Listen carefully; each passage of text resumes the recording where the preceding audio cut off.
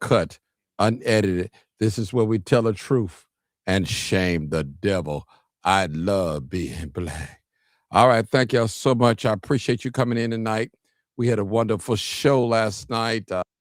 We had Dr. Pamela with us last night, and she let us have it. She let us have it last night, and I want to appreciate the truth that she brought to us last night. I need you guys to come in tonight, and I want to talk about. I definitely want to talk about Democrats and Republicans tonight. Yeah, yeah. So I definitely want to talk about that tonight. So just come on in. I'll give a few people minutes to come on in, and let me grab my little food. But go ahead, come on in, come on in. You already know what it is. You already know what it is. Live, uncut, tell the truth, and shame the devil. I love being black.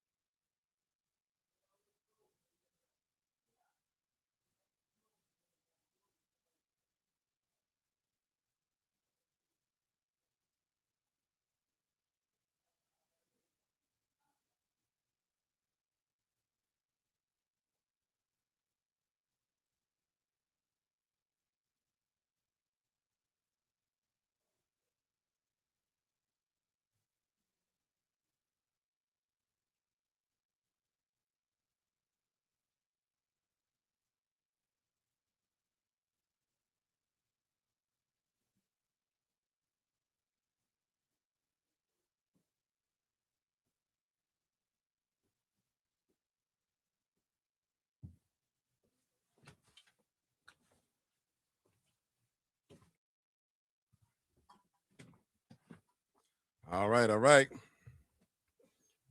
Come on in, come on in. Appreciate you guys tuning in tonight. We're taking calls, and we want to piggyback on what we had yesterday. What went on yesterday? Um, I did sister brought us some truth last night. It's the truth. All right, come on in.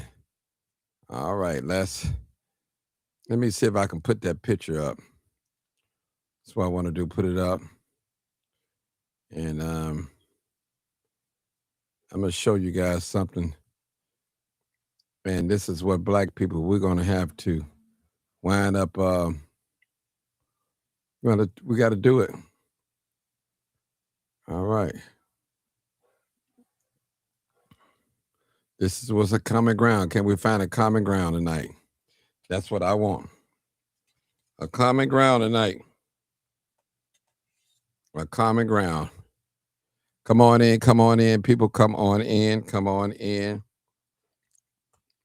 It's your boy Martin G, aka the Crime Chaser. Come on in. Where my Democrats? Where my Republicans? I want to say to my Democrat brothers and sisters, do we have another option?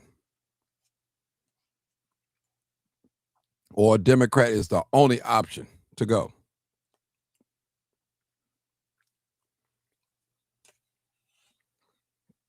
Come on, let me see you put it in. We're going to take calls.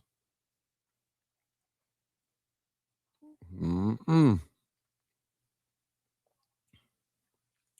Somebody said Democrats say handouts, Republicans say get on your feet. All right. All right, what's going on?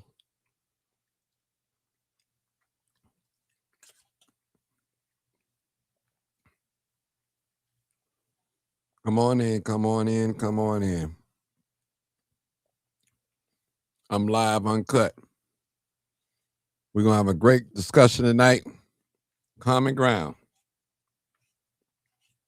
We're going to piggyback off what happened last night. Our dear sister came to us, and she was a black sister. She was a Republican with no shame in her game.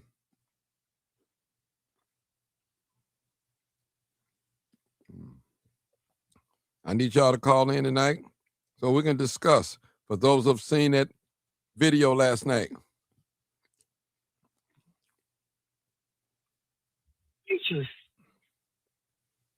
Has joined. The line is still open.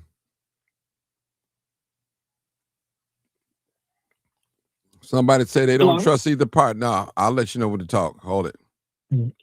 Oh, okay. Okay, Mark. Yeah. Come on in, people. Come on in.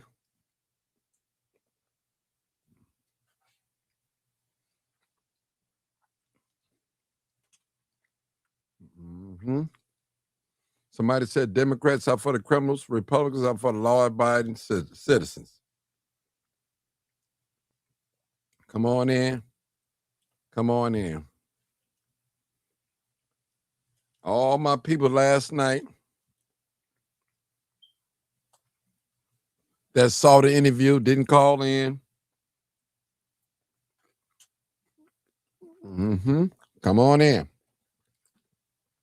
We're still taking calls. We got 2 callers so far. Do we have some common ground? Do we have some common ground? It's cold, and we're going to talk about it tonight. I want to sing. All right, we got two callers. 2 callers. Hey, 847, put your phone on mute. Put your phone on mute for. I got a person right before you. Thank you. Okay, my dear sister, we're going to start with you, 9433. Yes, Mark. I did hear her last night, and change is good. Change is real good.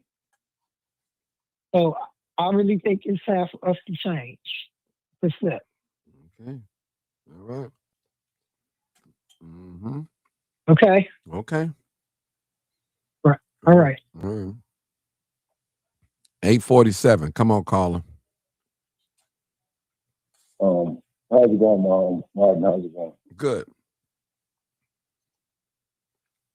So last night I just kind of caught a moment of what was going on, but if we're talking about party change, then yes, I think it's necessary that Black Americans here in Chicago and other states take conservative stands. The Democratic Party has now shown exactly where their interests lie and their investments. And so we as Chicagoans, we as Americans are losing not only our community, not well our neighborhoods, because they won't allow for us to have community. Mm-hmm. And it's just all now a game and a money grab, from my perspective. Brandon Johnson has touted himself as an advocate or ally for Black Americans here in the city of Chicago. Yet we find right now in this moment, exponential property tax hikes, the media favoring to paint Black Americans in the light of degeneracy and just as troublemakers and whatnot in our city. So we have no real advocates in that party. We have Pratt Winkle, a host of different individuals who represent the Democratic Party, yet we get no benefit from it. We have not benefited from it. And annually we lose. So why not take a conservative stance where we purpose ourselves? Okay. So that's why I stand on it. All right. I have it was kind of quiet last night when I had an interview. It's kind of quiet tonight, and I'm asking black people, those of us that are Democrats, I'm a Democrat, a registered Democrat. Do we have any options outside of the Democratic Party? That's the question that I'm really posing. Can we come to a common ground for black folks? Because black folks, and I'm one of them, been told that the Republican Party is racist. So, with that being said, that might be true. Does that exclude the Democratic Party? Are they not racist as well? So, what common ground can we come on with the Republicans and Democrats? Because some Democrats, we've been voting Democrat here, here in the state of Illinois for about 60, 70 years. Look at the black community. Look at the tax hike in Inglewood and South Shore and North Lawndale, I'm sorry, on the west side. All the poor black areas or the predominantly black areas have been hit the hardest. Now, I was having a discussion with Jessica, and the tax doctor came on here. Hopefully he's listening.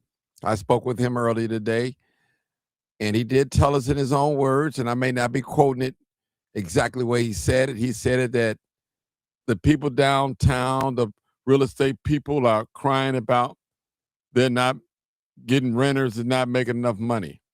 In other words, they're not getting enough renters. So I brought to his attention that South Shore is the number one community of evictions. So, but they're not getting their money as well. But their property tax still went up. So they can claim the same thing downtown area, claiming we're not making no money. We don't have that many renters.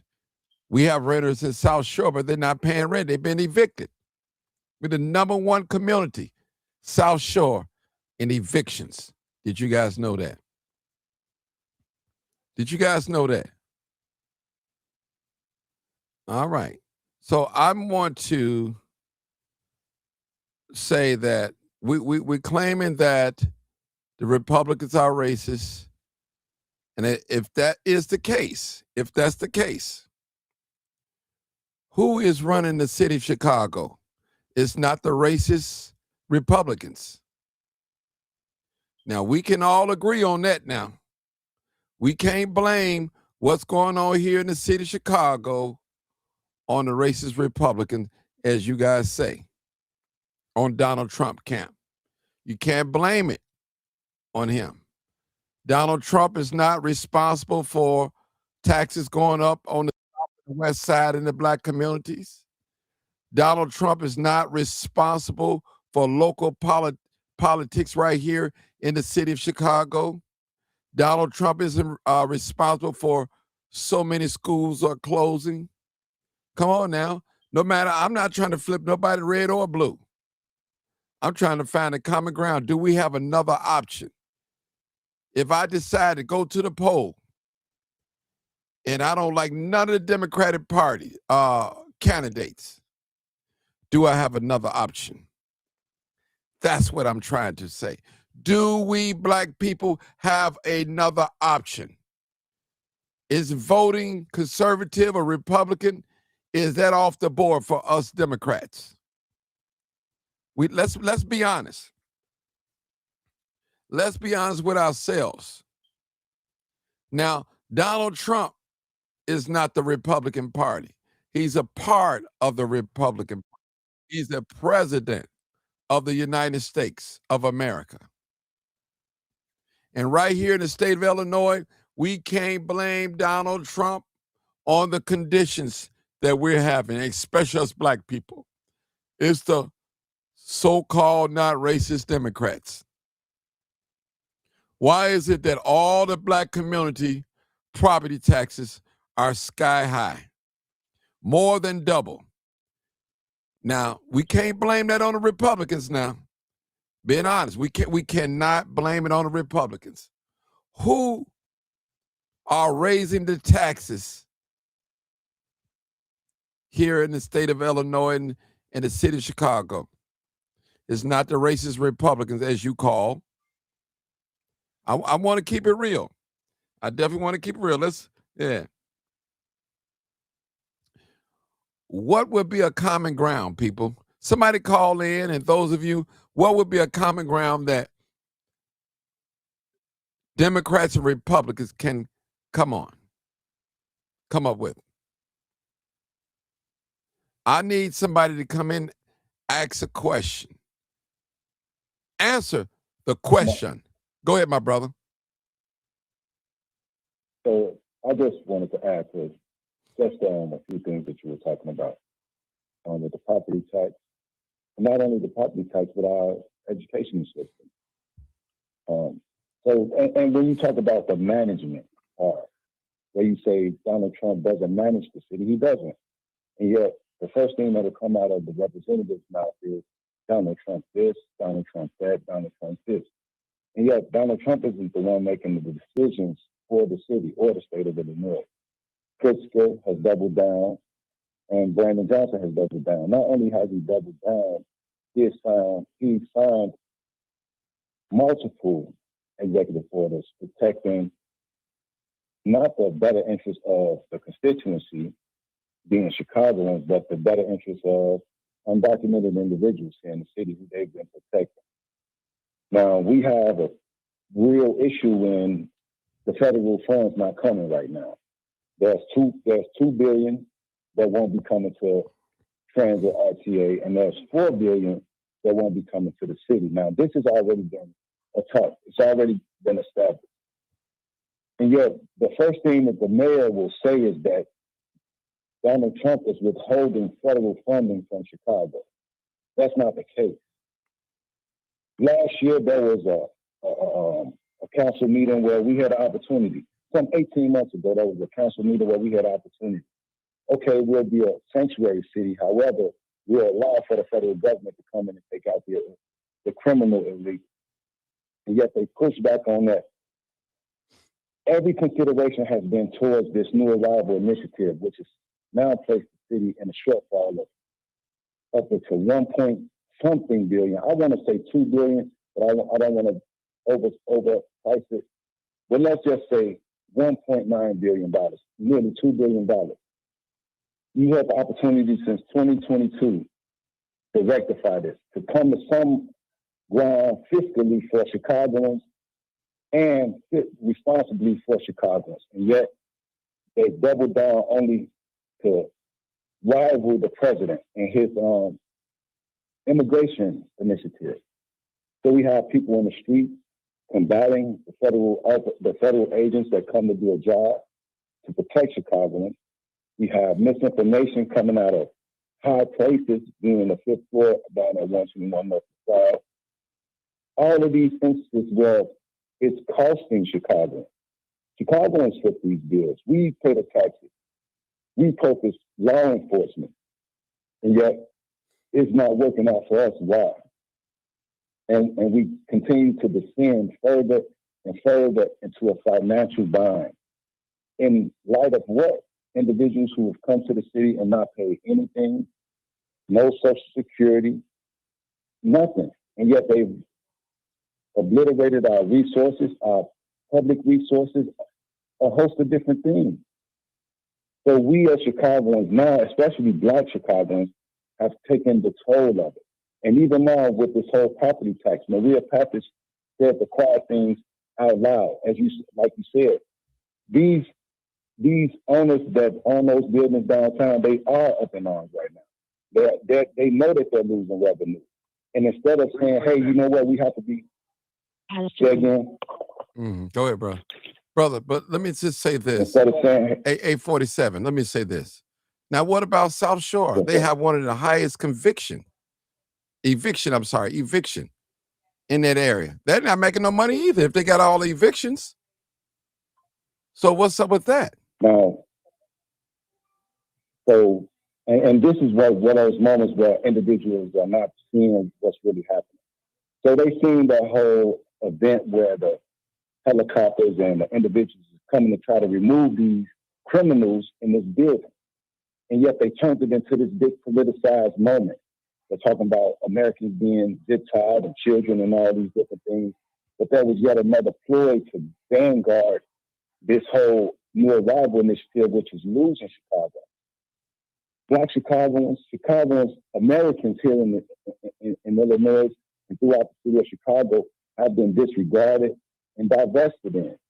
So you are going to see loss of revenue, loss of finance, and families struggling. And yet we don't have a mayor that's solely set his sights on being fiscally responsible to these families. And yet he has doubled down and say, you know what, we're going to protect the undocumented. And in his shrouded words, he calls it workers, the workers. Well, if you go and look at the numbers for unemployment, you'll see that Black Americans here in the city of Chicago and throughout Illinois have been unemployed. The numbers have reached, critical numbers. Black women, the youth, especially Black men. So when you talk about those renters issues that out there in South Shore, it's not just in South Shore, it's in North Lawndale. Every one of these new property tax hikes, whether it was North Lawndale, Inglewood, South Shore, one of these areas, these are historically Black American communities. And this man has allowed for this attack. This is a financial attack and another effort to further push Black Americans out of the city of Chicago while we move in these individuals who we've allowed to take precedence on the renters. 847. I have a question for you.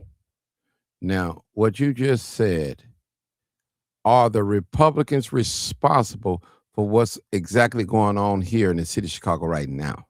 Are they responsible for these property taxes hike?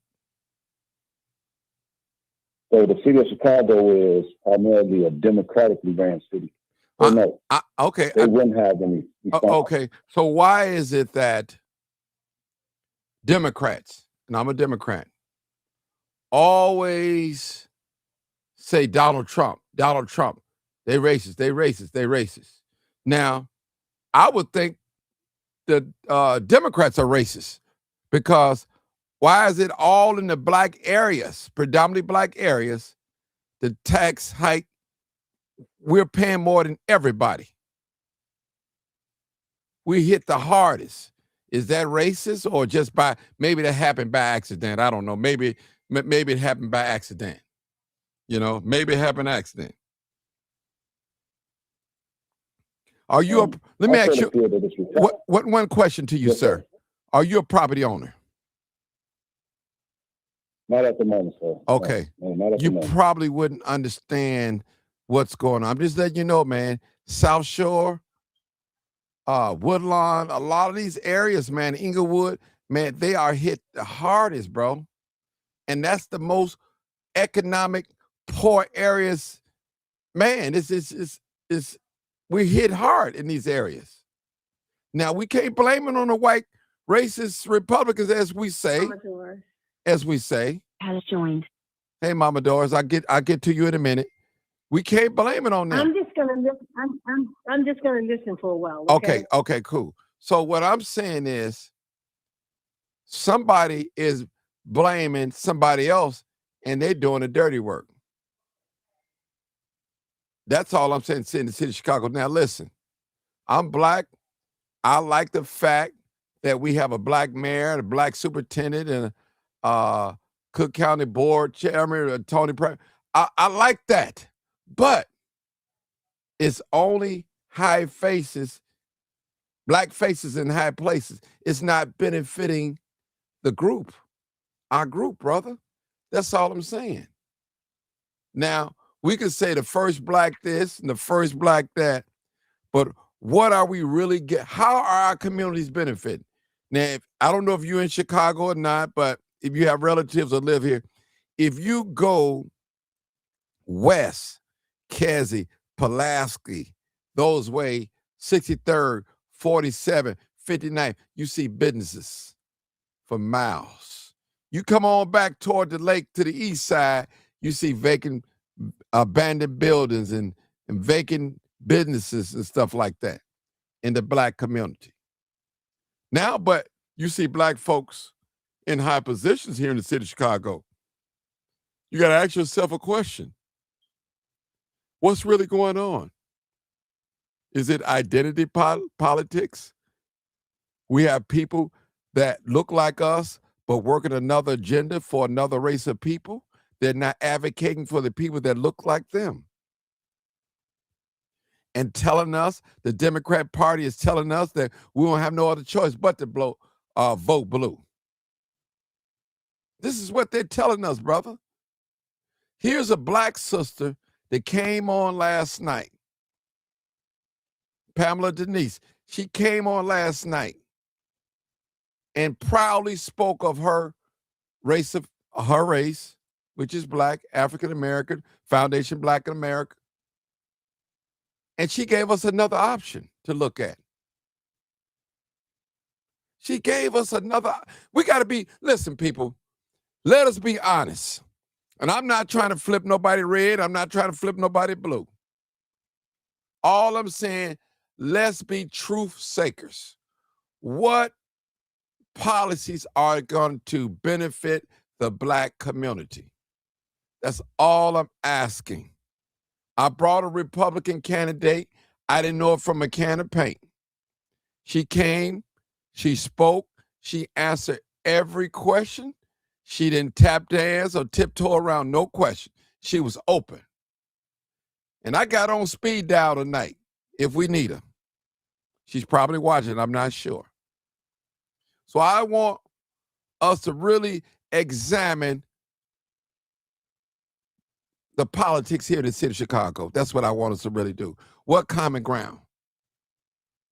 Let me go to the next caller. Then I'm 317. Come on, young man. 317.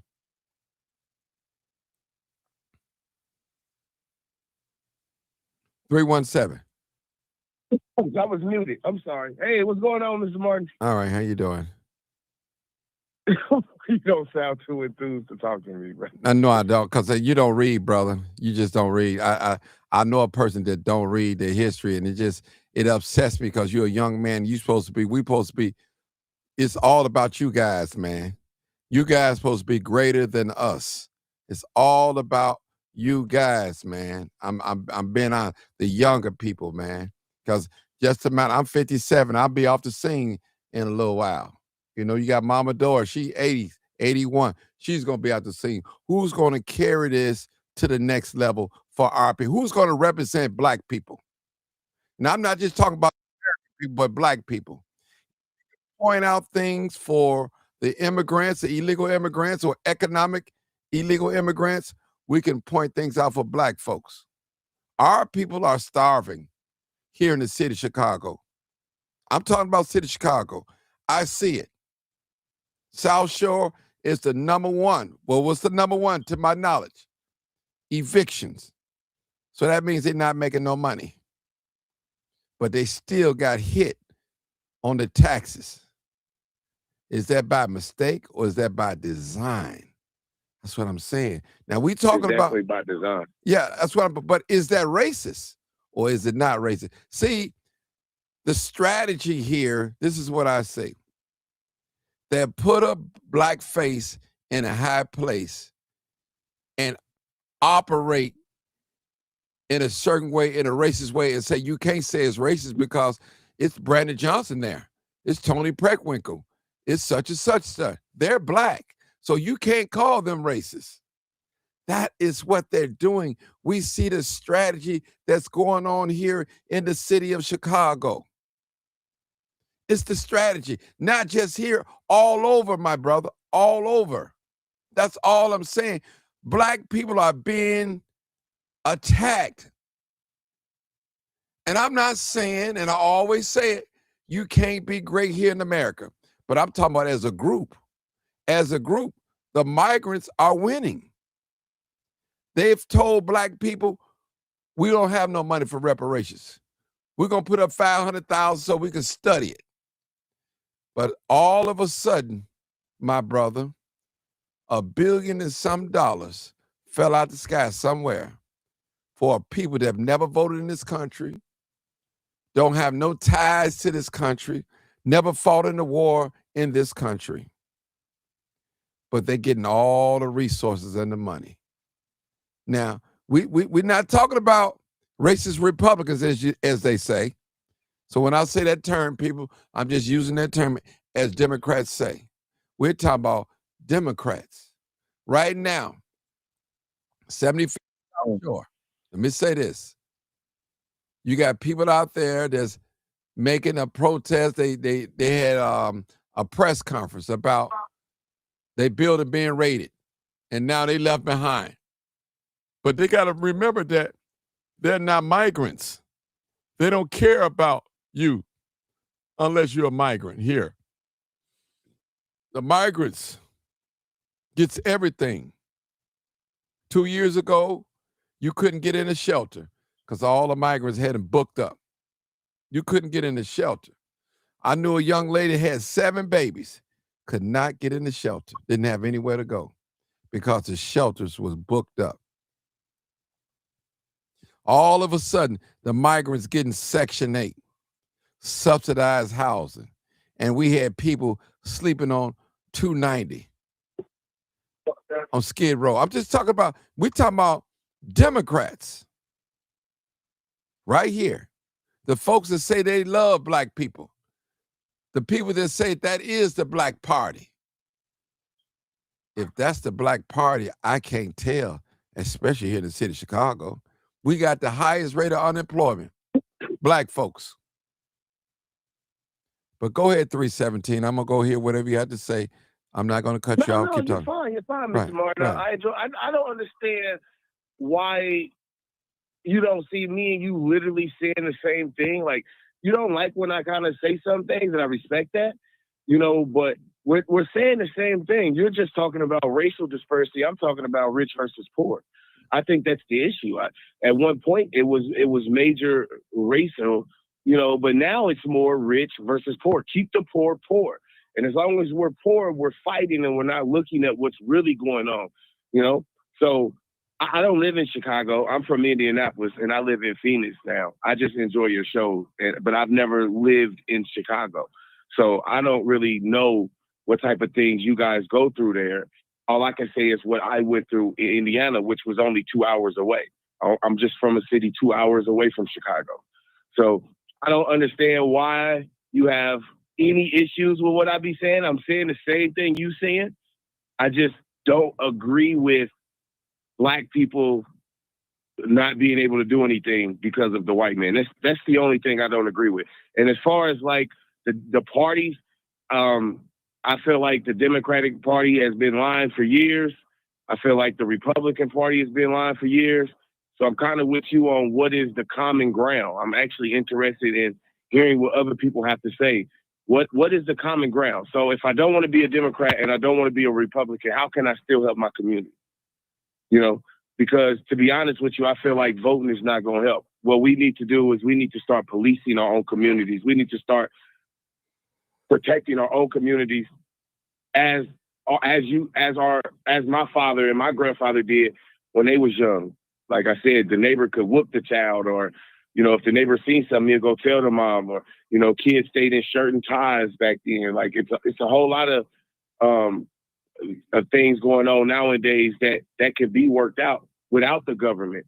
But the music we listen to, kids knowing how to twerk but don't know how to do ABCs, the killings, y'all call them drive-by shooters. I call them mass shooters, but that's all I wanted to say, Mr. Martin. Okay. Mama Doris, you want to talk? Help us out, Mama Doris. Appreciate you. I'm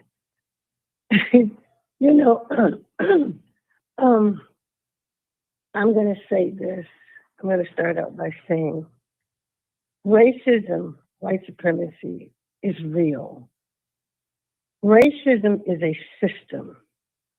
It is a system that was structured by white people and maintained by white people. It's not just because you get money or somebody else doesn't have any money. It's a system.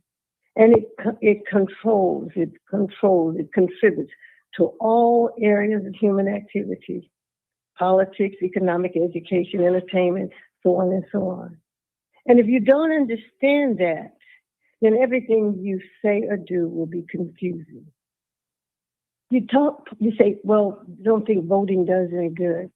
Well, these people who are in these offices, those people up there in that United States Congress, the people who are politicians on the local level, the politicians on the national level, they pass policies and they pass laws that impact your life whether you realize it or not.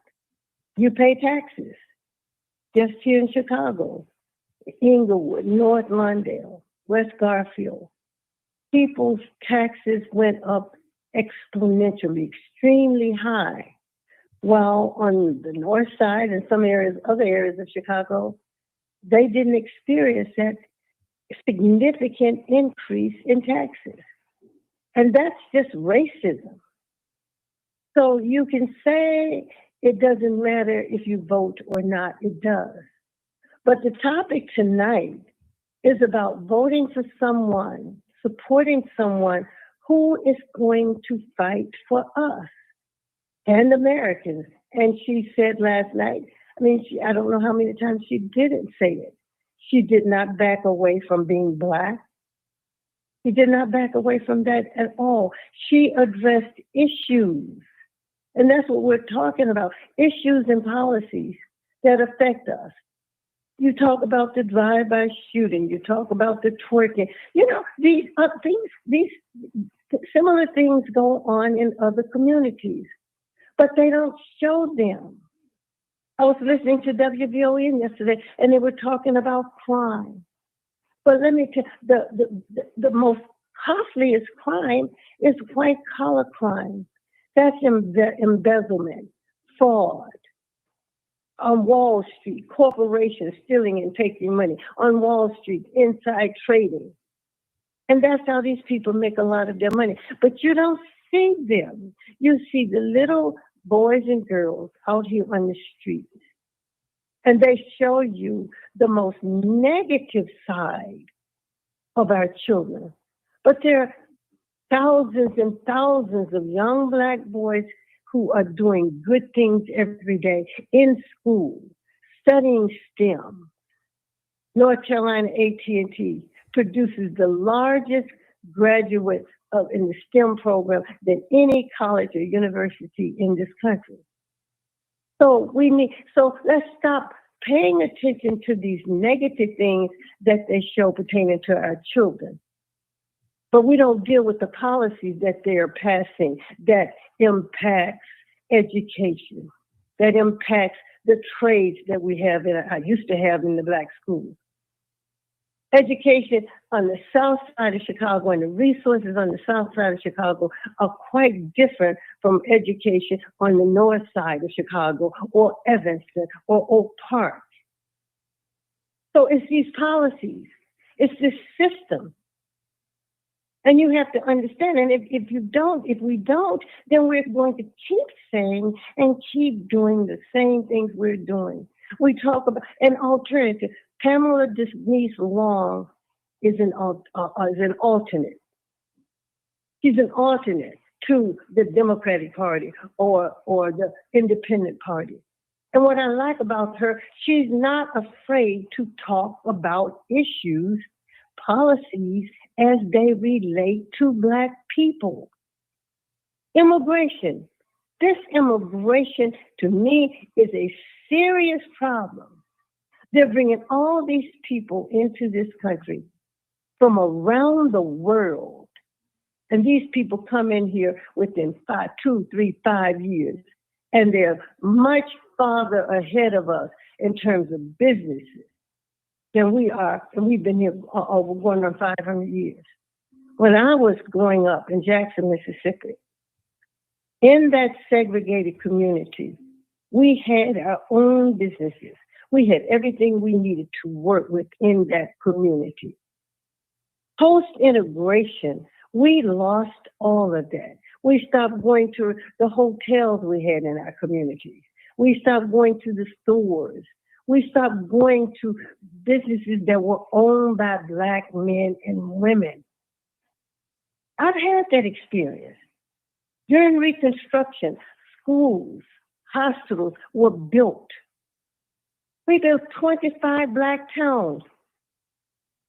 And but eventually they were burned down by white people in the South.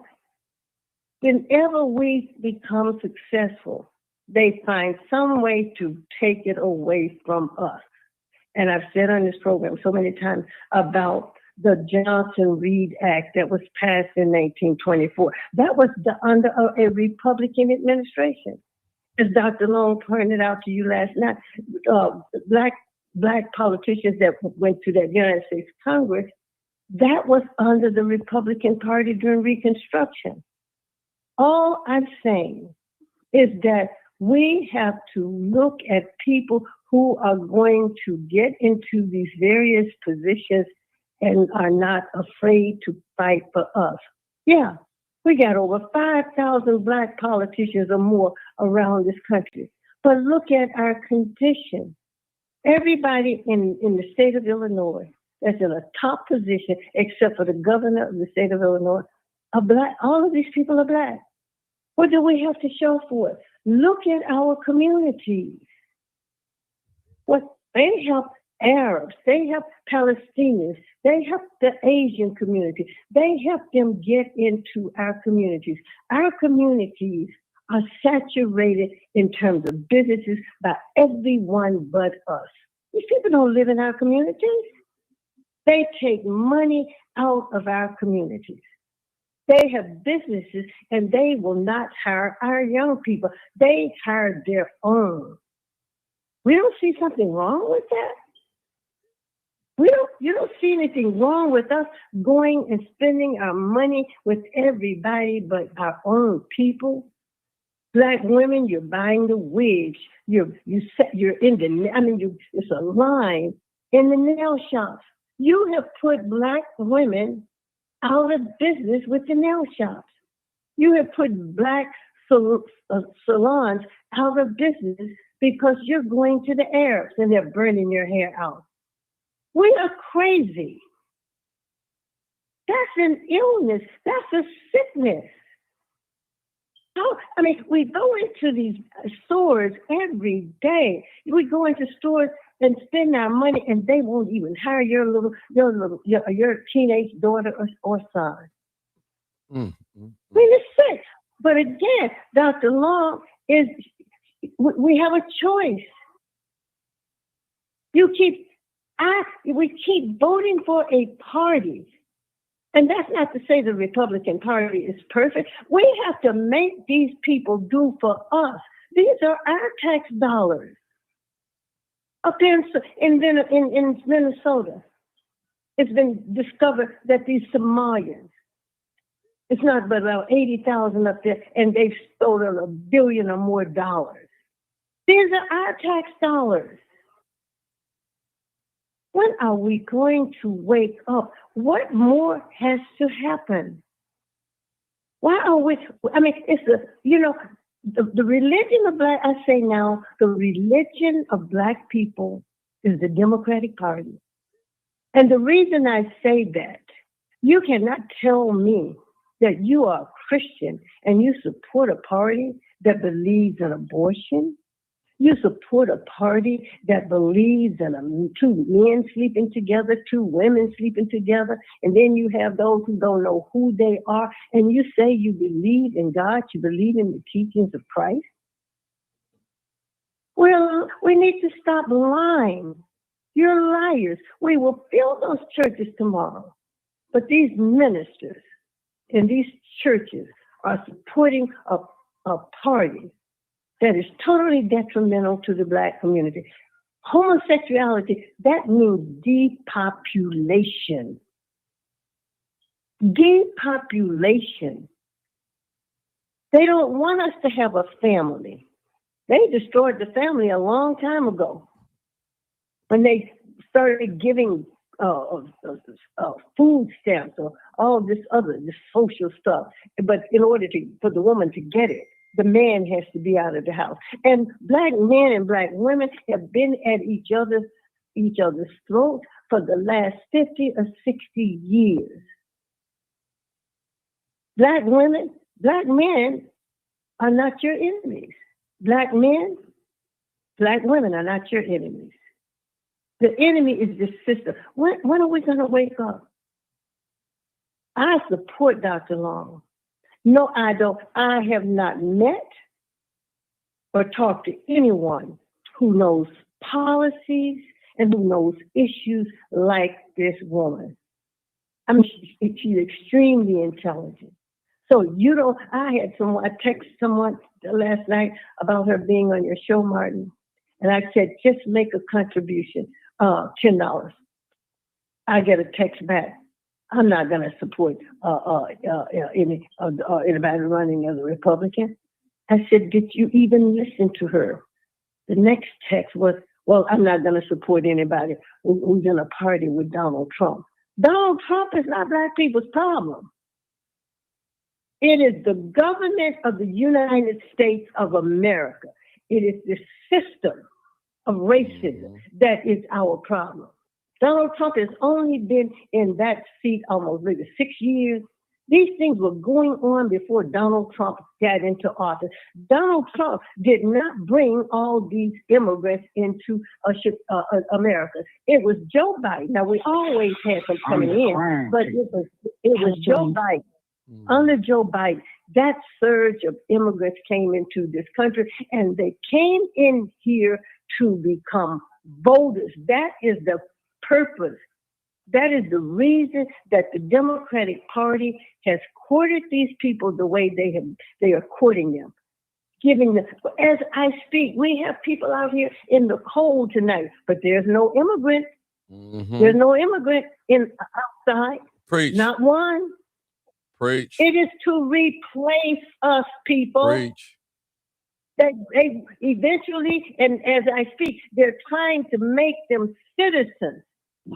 They have these people, and they're not even citizens. J.B. Pritzker is the number one threat to black people in the state of Illinois and the city of Chicago. He would not be in office if it were not black people. And shame the black people devil. are lining up on Roger, the Indian man that's running for the same seat that Dr. Long is running for. He is buying black people by the town. We are contributing to our demise, and we are contributing to our children not having a future. Look at how those politicians down there in city council allowed them to close all these schools in the black community. I am a former teacher and counselor with the Chicago Board of Education. Those schools were not performing not that much lower than most of the schools in Chicago.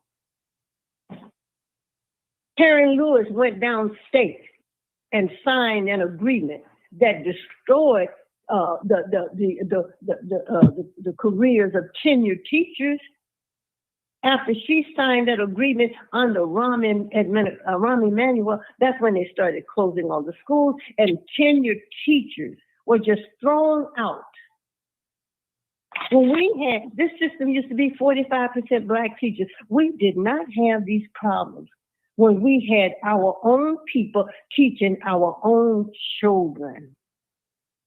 The charter schools, they turned most of the schools on the south side and the west side are chartered schools. And the charter schools don't benefit anyone but the people who are supporting them, who get the tax break. The children are not doing any better. The charter schools are siphoning the quote unquote better children from the regular schools, because you got to have at least a C average to get into a charter school. And if you don't keep up in that charter school, they push you out on the streets. A lot of our children have just stopped going to school as a result of being kicked out of the charter schools.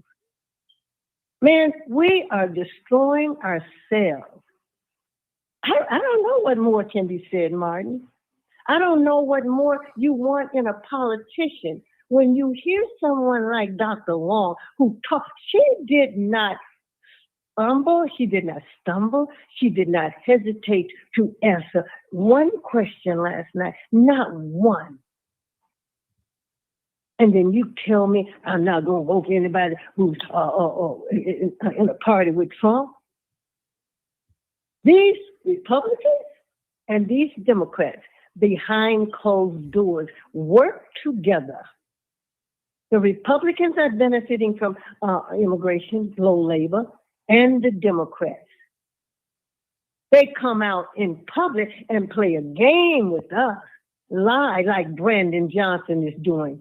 He's a liar. He has deceived and used the Black community. You got 20 Black aldermen down there in city council. They should be running everything, but they're not. They're not. They're fighting for everyone but their constituents.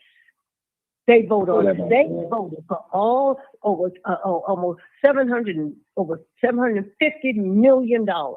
That's why we have the budget crisis. That's why we have a deficit. And then he comes to us. Well, we're going to make the rich pay the head tax. You don't have to pay a head tax if they don't want to, but they're trying to pass that. But they won't tell you why we have this deficit. I was in the city council. Jessica's in the city council. Zoe, Danny, and others. We begged Yancey's first vote. His first vote. I was there, Martin. I begged him. I said, Yancey, don't come down here and do what these other aldermen have been doing. You are new. Make your own legacy. I told Ronald Mosley the same thing. They have joined the old guard. And they're selling us out by the pound. We're getting nothing from them. Yet you hear a woman last night talking about what she will do when she is elected as the United States Senator from the state of Illinois. And yet, because we are so damn crazy, and we have been so brainwashed about the Democratic Party. I've been voting as a Democrat all my life, but not anymore. I will not be voting for anyone anymore because they are Black. If you cannot support this agenda that the Black community comes out with, then get away from me. I gave Brandon Johnson an agenda. I put together, Sister Erica and I, contract with Black Chicago 2023, and that was about jobs. He's talking about trying to preserve jobs for the teenagers during the summer. What about their mamas and their daddies? Their mamas and their daddies need a job. They need permanent jobs. I pointed out with the Chicago Board of Education, the police department, the fire department, every agency, and I said it should be based on our numbers. If we're 29% of the population, Hispanics are 29% of the population, whites are maybe 30% of the population, then we should just have 29% of the jobs in each one of those departments. I took it to Yancey. I met with him. We talked about it. I said, you can introduce it as a resolution. Introduce it and let them vote on it. I testified before 3 or 4 committees down there talking to them about that contract. Not one Black alderman picked it up, but they picked up an agenda for everybody else. Martin, I just don't know any more to say. Hold on. I'm just very disturbed. Mama Doris. I'm concerned about our young people. Hold on. We got someone from a radio personality, Mac Morning Show. He's here. He's definitely from Mississippi. I put him in front of everybody because it's my special guest. I'm sorry, people, but that's how we do it. Come on, brother. Hey, man. Go ahead, my brother. Hey, good evening, and good evening to you, ma'am, and to you, brother. I tell you, listen, I'm listening to the sister, Brother Martin, and forgive me, and I mean all due respect. I born and raised in the city of Chicago, Old Man Daly, and all of the precinct captains and the system they ran the system. Okay, those that were with them, they were with them. Everything is political. Everything is political, but it's where you channel that energy at. And what is that energy? Our votes. Let me even bring you a little bit closer. We even like Jane Byrne because why? Bolandic made us die in the snow, and that's what they thought. We would still had to, we had to get around. I made plenty of money and everything, but now because of that, she jumped on the bandwagon, and our leaders like Jesse Jackson and the rest of them saw an opportunity. Come on now. You're a school teacher, so that means that you were in the middle class.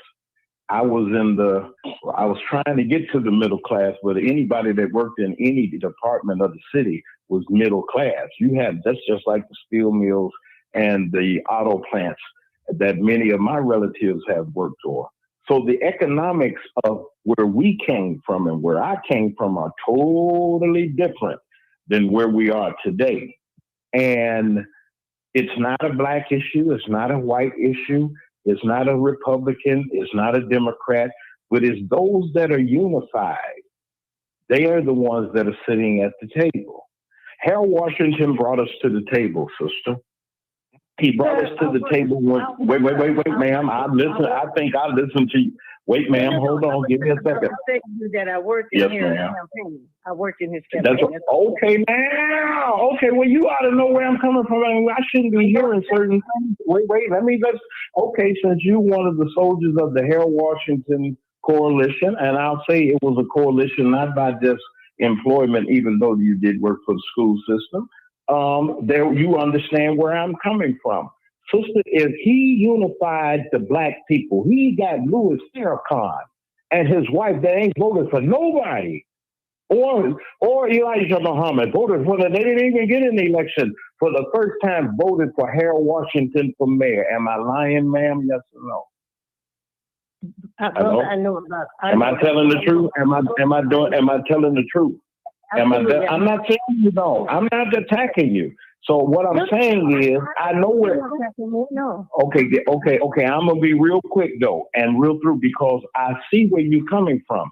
I feel where you are. I and you, we come up. I see there's certain cloths that were cut that are not cut no more, and we have an opportunity as the elders. We got to guide them in the direction. In this generation, the X, Y, Z, whatever the Lord let us do, we got to use the wisdom that we have, that our parents had got, and they handed it down. Not so much as the ways other than the knowledge of sticking together. Ma'am, you said some things about black people this, black people that.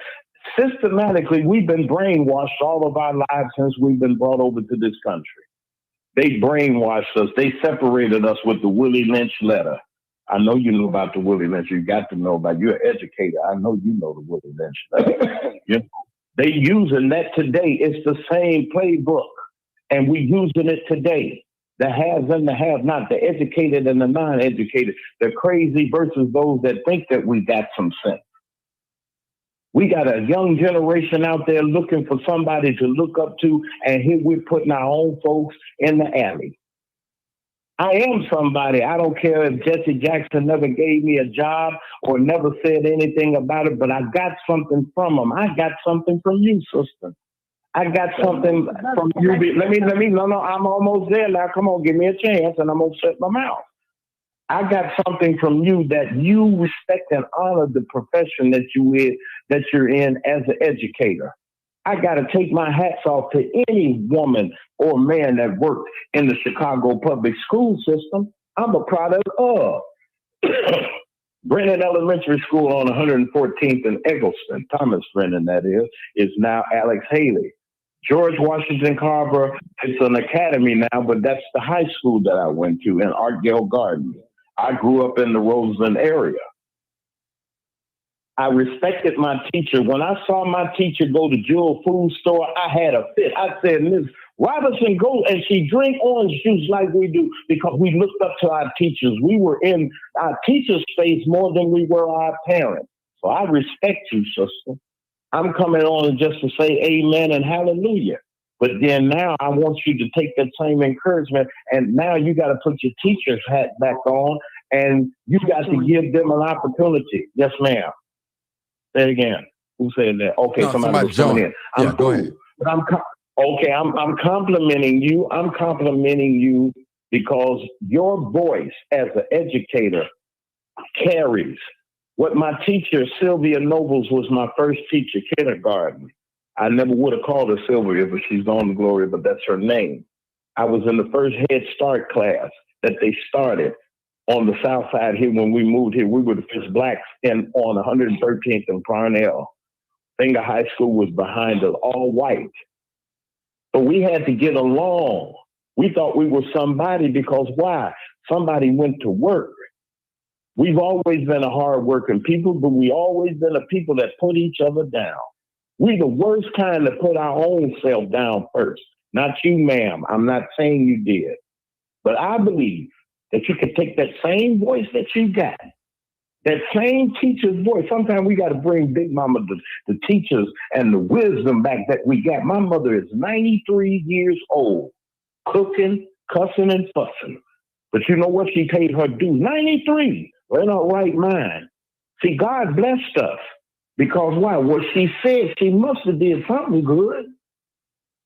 I compliment you, sister. Brother Martin, I got a big project I'm going to call you about. Okay. And I love you. You know I do. You know the Mac Man was up to something. Sister, I want you to continue with your conversation and we'll talk again. Mac Man. I want you to listen to what I Mac Man. I'm listening. I'm here. Mac Man. Yeah, I'm here. She's from Mississippi too as well. I'm here. Okay, go ahead, Mama Doris. Oh. She's from Mississippi too, Jackson. Martin, Yeah. You're from Jackson. Brother, I am from Jackson, Mississippi. I began with Medgar Evers at 14 years old, doing what I'm doing now. I was a teacher in Mississippi. I was fired from the school system down there because I fought the policies of those racist principals at the school that I was a teacher at. So I didn't just start this. I'm just not talking about this. I'm talking about the policies that are the policies that are hurting our people. I am from Jackson, Mississippi. The politicians in Jackson, Mississippi are doing the same things that the politicians. No. Look at. But they're Republicans. They're Republicans. They're the Republicans that you were talking about Trump with. Thompson is not a Republican. The mayor, John Horn, who was just elected mayor. They don't have the power. They don't have the power. No. Yes, they do. Yes, they do, brother. Not in Jackson, Mississippi. Oh, yes, they do. These people get in these seats and they don't open their mouths about what is happening. I agree with that. I agree. Black politicians around this country are not standing up for black people. They're not resisting. But ma'am, that's the problem. Wait, hold on. Now, we ain't gonna fuss neither. We're gonna tone it down. I want you to just help me out a little bit and see where I'm coming from too. Let's tone it down a little bit and let me give you what has happened. And it's that the Republican Party is in power here. And has been, wait, ma'am, the Dixiecrats, it was the Democrats first. It was the Democrats. Yeah, it is. The Republicans are horrible here. They are horrible. They are the racist. Brother, Yes, ma'am. I think they're horrible everywhere. Democrats are not doing anything for black people in Jackson, Mississippi. Okay, what are the white folks doing then? Okay, what are the Republicans doing? Wait, ma'am. What are the Republicans doing? They're cutting schools. They're cutting hospitals. I'm talking about Mississippi as a whole. You can't just look at everything as being Jackson. Everything is not Jackson, ma'am. No, brother, sister. There's a whole state. No, ma'am. I live in the second industrial county in the state of Mississippi.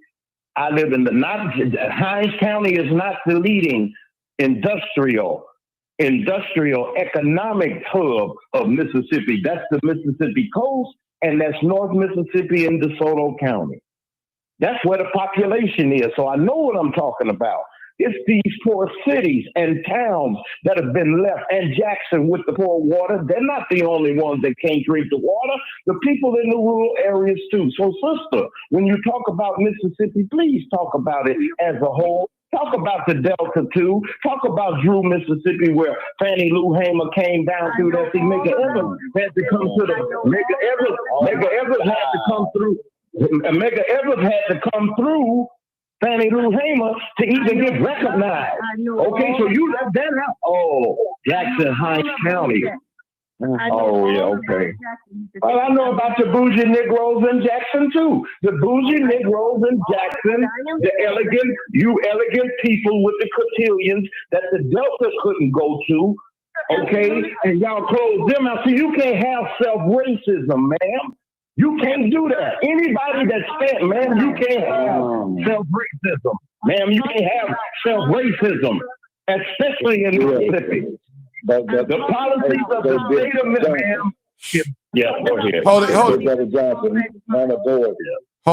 Hold it, y'all. Hold it. Can we kind of bring it back on? Yeah, let's bring it back Bring down. it back into the conversation at hand.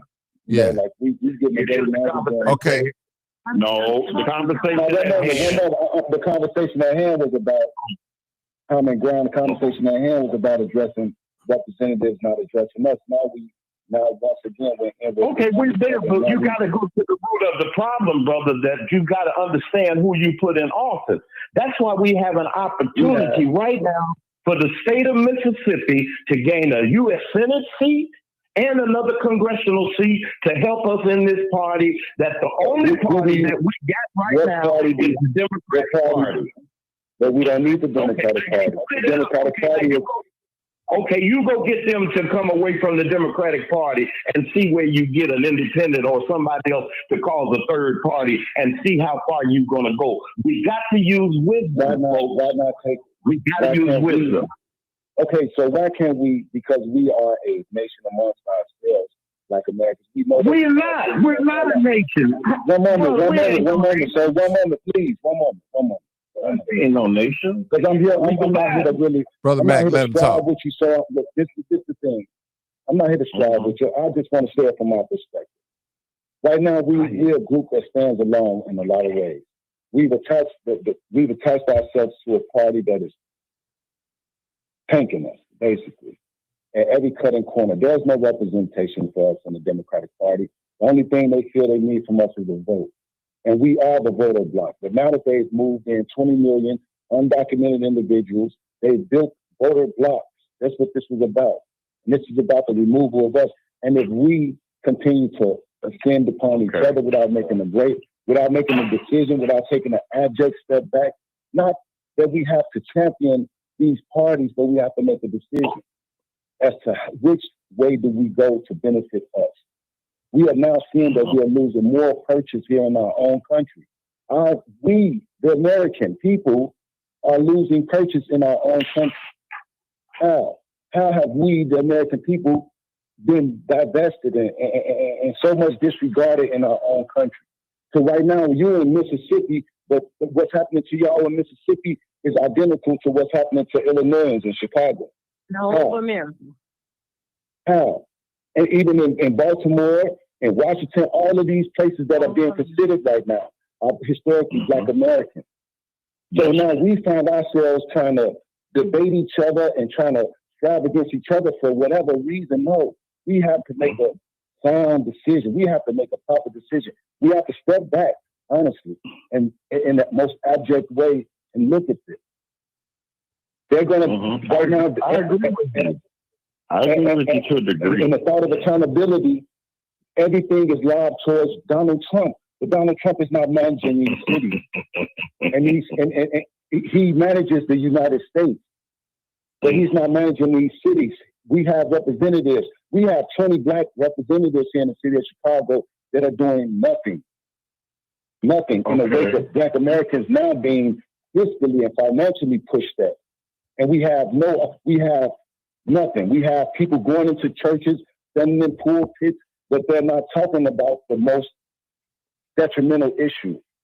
So we're losing. But the churches have been historically our war rooms. The churches have been historically the places where we go and use the soapboxes, where we all come to congregate and come to a decision. Now the churches are being politicized, and everybody in the churches are. let me just say, my name is Tyrone Sands. I'm here in Chicago. I'm James. So, Hey, brother, how you doing, James? We Go ahead, well, sir. we can't even discuss talking about how we can elect a Black woman, extremely educated, knows policies better than anybody up there in that Congress. We can't even discuss how we can come together and elect her because of the Republican Party and Donald Trump. You can't even talk to Black people about having a cup of coffee without them bringing in Donald Trump. Donald Trump. Well, he's the head of the party. He's the head of the party. Sir, Donald Trump is not in the city council here in Chicago. Donald Yes, he Trump is. is not the mayor of the but city he's not, sir. of He's not. Chicago. Yes, he is. Every every elected official that we have in this state is Black, with the exception of the governor. All of these They other just- high political they positions skin are folk. headed by Black people, and the Skin folk. policies that they are helping to pass are helping everybody but us. I am talking But, about ma'am. electing someone who is going to speak for us. We have no one. How? Wait, okay. Who are you talking about, madam? I don't understand who you're talking about. Who are you talking about? Excuse Who are you me. talking about? I don't know who's running. We're talking about Dr. Pamela Denise Long, who's running. You made it seem, wait, ma'am, hold on. You made it seem like I knew the lady. I don't know who it was. I was saying that out of. Were you listening to the program? Because that's all I was talking about was her. Well, ma'am, when I got the notification from Brother Martin, it came up, and I was listening to your wonderful dissertation, and I wanted to. What I was talking about was Dr. Pamela Denise Long, who is running for the United States Senator from the state of Illinois. She was on Martin's show last night, sir, and every question that she was asked, she answered it. She made it very clear that when she becomes senator, she's going to represent Black people. She's going to represent Americans and Black people in particular. She did not And I saw the show last night. And let me tell you let me tell you to know you already shouted her out, but let me respond. I heard that broadcast. I listen to Martin faithfully. I may not call in all the time, but I listened to him and I heard her. The problem that I have, madam, with anybody, I don't care what you run for. Anybody that run under any banner associated with Donald Funky Trump. Oh my God. That racist that said that Black people and our country and our countrymen is from a shithole country. Anybody that call my people that way, I can call my folks like all those Black men and women that Joe Biden locked up. Sister, Joe Biden on his way to the grave, the upper room. He's on his way. Okay, but then you worried about a dead man. Listen, ma'am, I don't care about, listen, let me say this. We have never had it. Let me say this. We have never had it this bad.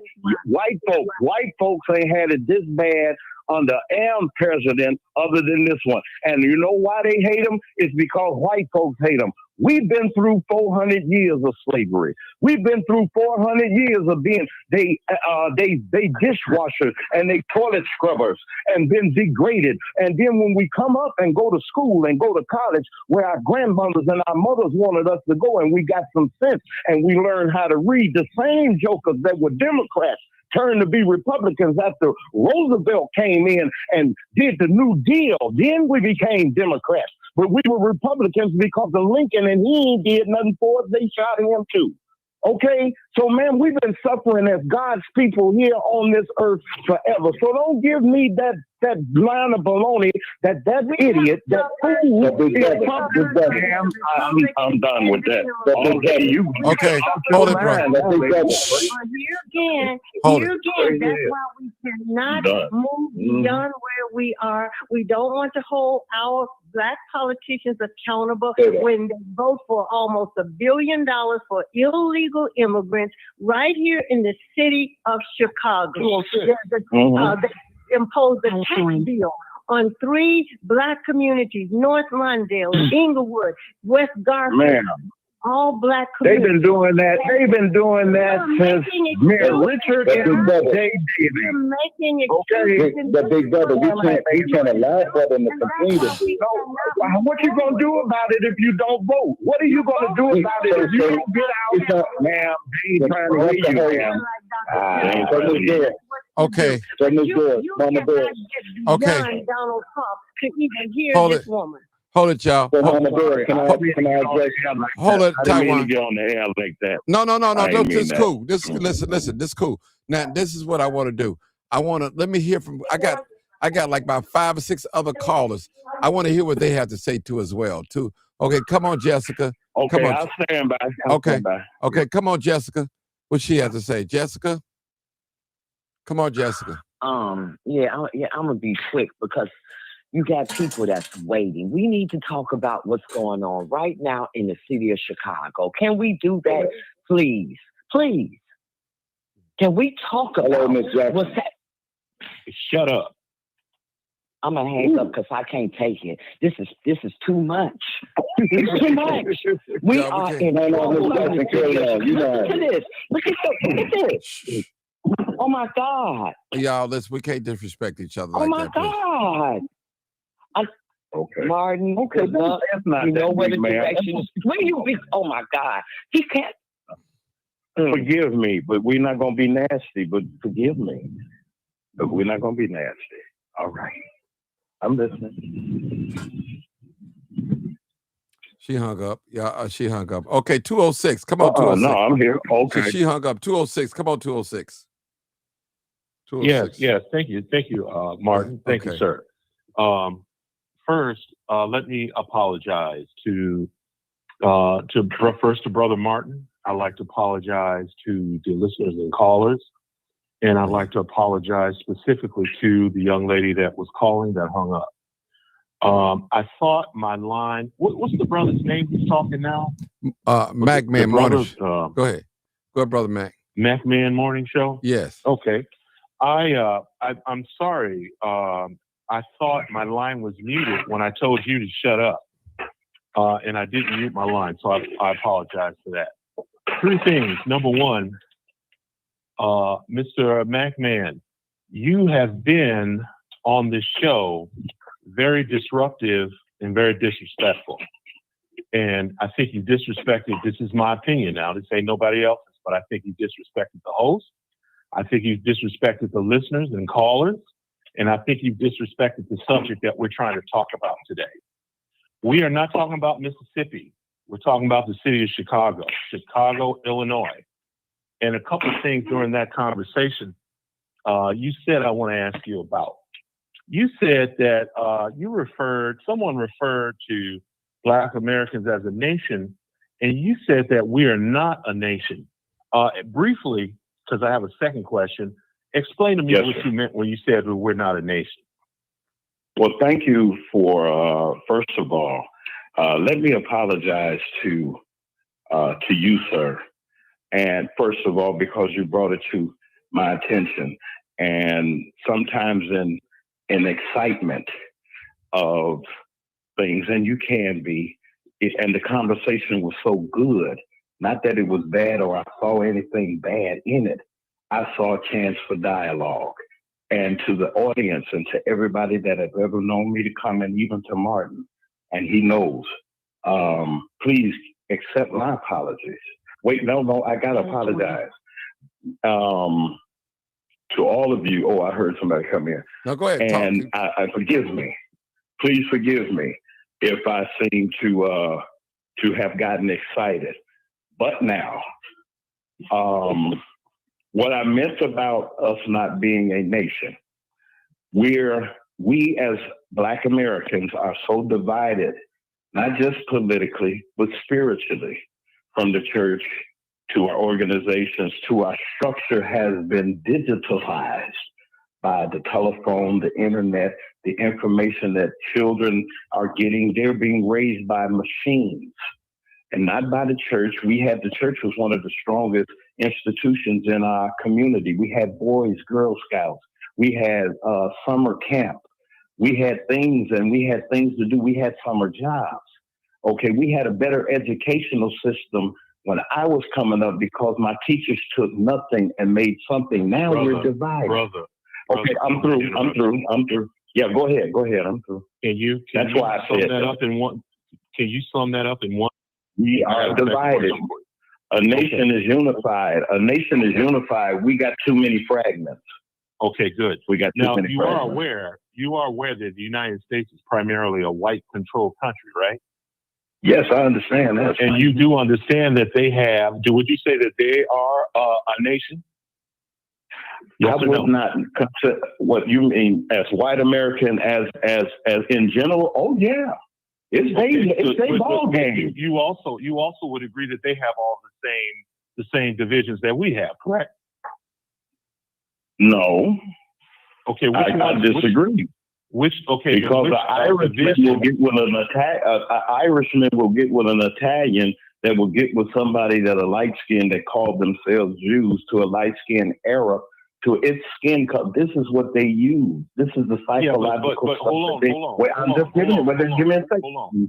on. I asked for one sentence. I didn't ask for a monologue. Okay, I apologize. But let me say this too, also, sir. Because let me second question. Okay, because see, here we go. You're speechifying. I apologize, sir. Go ahead. Eating up a lot of our time. Listen. Go ahead, sir. Listen. You're eating up the time that we could spend having a constructive conversation about why we're here to have the conversation. Your second question. Let me ask you the second question. I don't need you to remind me. That's what I'm about to do right now. You said that Trump referred to our countrymen being from shithole countries. What do you mean? Who is our countrymen? And our countrymen are from what shithole country? What are you talking about? Well, I'm glad you asked that question, sir. People of our persuasion, of our makeup, and of our DNA come from a certain segment, meaning black people. Okay. Brother, black people that look like you and I assume. Now, Thank you. We come from that hemisphere. Okay, what hemisphere? What hemisphere? Well, that's the eastern hemisphere where Africa is, the continent of Africa into the east. The eastern, I call it Palestine. You could call it at one time. It was called Canaan before it was Israel. Then the fighting ever since. All right. Well, wait a minute, brother. I'm a broadcaster, so I'm gonna give it to you right now. Come on, I'm not a Christian, so I don't care nothing about no. Okay. Well, first of all, don't insult the Christians that are on here. Don't insult the Christians that are on here. Yes, sir. I didn't tell you I was a Baptist. I'm not. What are you saying, sir? No, I'm a believer. No, wait, hold on a second. I'm a believer. I'm saved. Ain't got nothing to do with a human being. It's my relationship with the God I call on, and I have not insulted yours, sir. Now, I respect you, and I want you to give me that same respect. One, as a broadcaster. Two, as a man, and as a brother to you. Okay? You could disagree. You got a right to. You can voice your opinion. You got a right to. But when it comes down to things like that, watch how you communicate. Your words are power. Can we get an answer tonight? Your words are power. Now, I would like for you to address the question. I said what I said. I stand on that, brother. All right, I want to hear what you got to say. Come on with your question, too. Let me get one more question. I want you to give me the second question, sir. Chicken wing. Listen to Reverend Pork Chop. I asked him a question. I asked him a question. Now here he is. You called me out of my name. Talking to someone who's asking sharp questions. Now he wants to answer the question by asking me a question. Now he wants to ask me a question. Come with the question, Brother Martin. Okay. Brother Martin. Yes. Brother Martin. To the sister that called earlier, if she's there, please call back because I know who you are and I want to hear what you got to say. Martin, I'm done with this fool. I'm done with him. I'll mute my line. Thank you. Great show. Wait a minute. Hold on. I've never called anybody's name. I think that an intelligent conversation calls for. You should have enough words, sir, in your vocabulary that you don't even have to use those words. And I think that we can do that and communicate with people. And, sir, I never called you your name, and I never will. Sir, don't call me out of my... No, wait, ma'am, hold on a second. Hold on, Mama Doris. Let him talk. Okay? You're not going to insult me because I did not insult you, sir. I was waiting for your second question. Okay, and I was going to answer your second question. You insulted me. I'm not going to call nobody out of their name. It's either yes, ma'am, and no, ma'am. Since I'm from Mississippi, but I was born and raised in Chicago. That's where I learned yes, ma'am, and no, ma'am from my country ass mama. That's broken English. Forgive me saying that, but I had to say it. I'm a man first. I'm a broadcaster second. Whatever God let me do communication-wise, that I will do, and I know respect and I know protocol. So, sir, I accept your apology without you even saying it. Brother Martin, I'm going to sit back and be quiet and push my mouth. Thank you. This Come is a on. hot show tonight. All right. Come on, Mama Doris. Yeah. Mama Doris, come on. We were supposed to be talking about Chicago and the alternative that we have to the Democratic Party. And I will say again, I am only concerned about the policies that these politicians here in the city of Chicago are signing on to that are hurting us, that's destroying the Black community here in Chicago. These are Black politicians, and for whatever reason, we do not want to hold Black politicians accountable. They cannot do what they're doing down there in city council without the support of the 20 Black aldermen. All of the aldermen voted for that $750-some million that went for illegal immigrants. That has caused us to have a $1 billion budget deficit. And before it's over with, it will be more than $1 billion. And that is why these taxes have gone up so high. And the Black community in the city of Chicago is bearing that burden.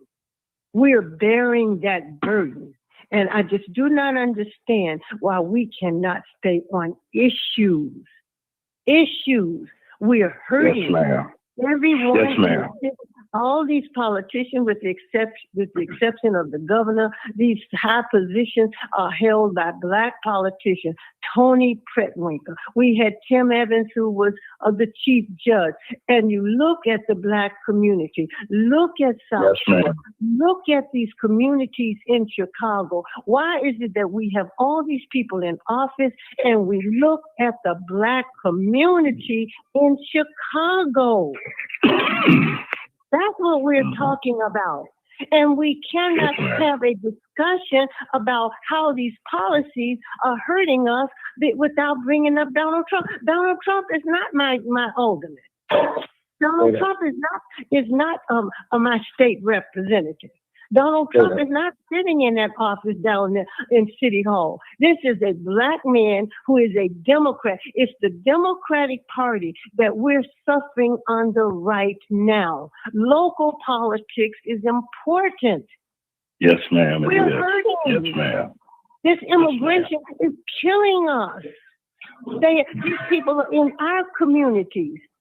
They're taking jobs, all the jobs that we used to have in the hotels, as cleaning the rooms, the maids and the janitors, all those jobs which we once had. We don't have those jobs anymore. But what about the office building? What about the jobs of that technology is bringing, other than those jobs? What about the future that we got? They are impacting us. Immigration is impacting us on that level too. But we're talking about local politics here in Chicago. In these wards, the 20 Black wards, you have 25, 30% unemployment. And that's not, I'm just not talking about teenagers. I'm talking about men and women who are not working.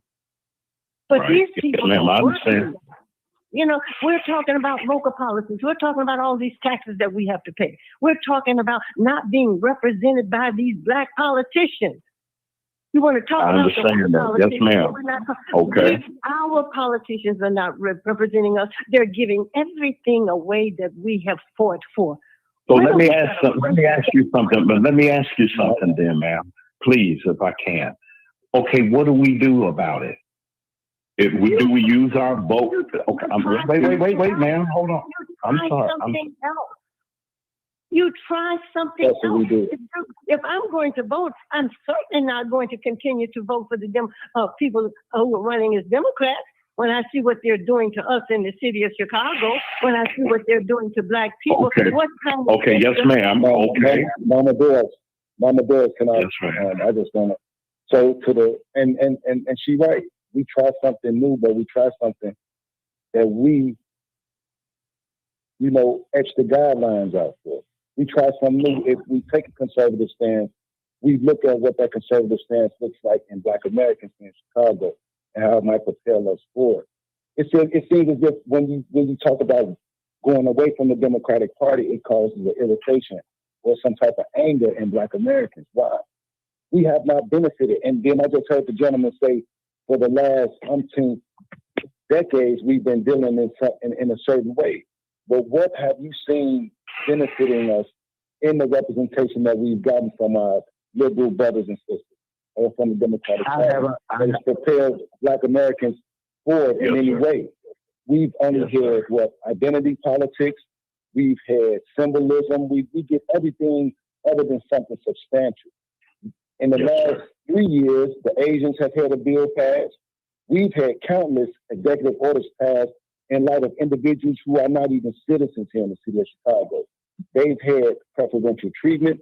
They've gotten, as Mother Bear said, over $700 million, more than $1 billion put into this new arrival initiative, whereas Black Americans have been disregarded and divested. And yet we sit up here, Black Americans right now, as we on the precipice of being pushed out of our city, this financial war has now been waged in areas, in disproportionately Black American areas, communities, where property taxes have been raised 82%, 99%, and 133%. Right now, the median tax bill is $4,457. Do you have that in your pocket to give right now? Does anybody on this segment, anybody in this room right now, have $4,000 that they can get? But I understand what you're saying. If you give me, and I'm not trying to stop you, but what I'm saying is this too. Yes, all of our politicians, especially those that are Black on either side of the aisle, if Black America is not your goal to make sure that things are on a playing field, we have not been on an equal playing field, folks. We just now came out of the 60s and the 70s into the 80s. We just came over. We ain't had 100 years of civil rights, a good 100 years of it, and they still trying to take it away from us. So my question to you, and I have to ask this, is, all right, in holding Black America accountable, do we run to a place where the national head leader, you got to look at the head. I'm not going nowhere where the head is messed up, because if the head is messed up, that means the whole body is messed up. So I'm going to jump out of the frying pan, literally, into the fire. Let him finish. Hold it. Let him finish. Hold it, brother. Hold it. Brother. Brother Taiwan, let him finish. Just let him finish it. Listen, everybody don't explain themselves in 2 or 3 words. Let him finish, and I'll promise you I'll let you guys get a chance to rebuttal. Go ahead, brother. Go ahead. And I'm not going to keep you long if it seems like I'm long, but then I have to look at the historical fact of where we come from. Now, anything close to fair that I have seen in the city of Chicago, and I was born and raised there, was Harold Washington. And let me tell you why. Harold was smart. He knew we needed the most help was in the Black community, and he served us well. The Negroes that was behind, that didn't want to have the Robert Shaws and the Bill and the Beavers and all them dudes that was under the hand of what? I don't care what it looks like. You could be Republican or Democrat, but if you're not for the Black community and you say you Black, you just kin folks. You not kin folks. We shouldn't be broke, poor, and without the infrastructure necessary and needed to get around in the city that we built. My parents built, my mother, my grandfathers built. The city of Chicago, the Sears Tower. My godfather was chief electrician in the Sears Tower. Jobs that we never had, that we had to get and we had to crawl for. There is no fairness. There's no equal playing field. We got to make it an equal playing field that I get the same benefits as you. It's a color thing either way it go, in a sense, but I'm not going to go over there to somewhere else that I know that the house is on fire. At least I got a water hose over here and I can at least keep the fire out of my house and keep my house from burning. Brother Mac, Brother Mac, let me just say this, period. Yes, and I'll say this publicly and privately. The issues that we're having here in the city of Chicago, you're from Chicago, you know how it's ran. We can't blame it on Donald. We can't blame it on Donald Trump, bro. We can't do it. We had these problems. I know. That's what I'm saying. That's what we're talking about. That's what we're talking about. See, the thing, I understand your point, but the thing is, there has to be another option for black people. Now, we can vote blue for whoever, but can we vote red too as well? Can we get something out of the red party? See, my thing is, this is my thing. This is my thing. This is me speaking. This is no facts or nothing. This is my opinion. I've been taught if we keep doing the same things and expecting for different results is insanity. Now, we got the black faces in the high places. We got all the major key positions, with exception of the governor's spot. And if you come and walk with me and look at Inglewood, look at the north side, the west side, look at all these black areas. Now, we got all these beautiful black men and women. They're smart, they're very articulate, but something is just not right, brother, and people see it. Listen, as I said earlier, I don't know if he was on here, all of a sudden $1 billion fell out the sky for these migrants. Someone that never fought in the military, someone that never paid taxes, someone that never voted. All of a sudden, we got $1 billion. We done spent $1 billion on migrants, immigrants. Something ain't right. And look at our brothers. Right now, tonight, as I speak, brother, it's going to be below zero. And I guarantee there's not one. Here too. I guarantee there's not one migrant sleeping on the ground out there. I guarantee I can put my life on it. But I guarantee some blacks out there and some whites out there that's sleeping under them tents. So this is America. This is America. I'm just saying, brother. Yes, sir. We listen. Our people, when I say our people that look like us, man, we're being left out, brother. We're being left behind. That's not fair. It's just not fair, brother. That's all we say here in the city of Chicago. We have a problem here, brother. And we have to, if we have to cross party lines to get our people in check that's supposed to be in these high positions, that looking out for us, we have to do what we have to do here in the city of Chicago.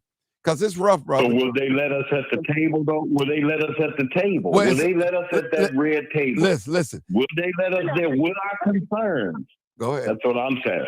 Okay. Listen. I mean, that's what I'm asking. We'll never know. Hold on, my brother.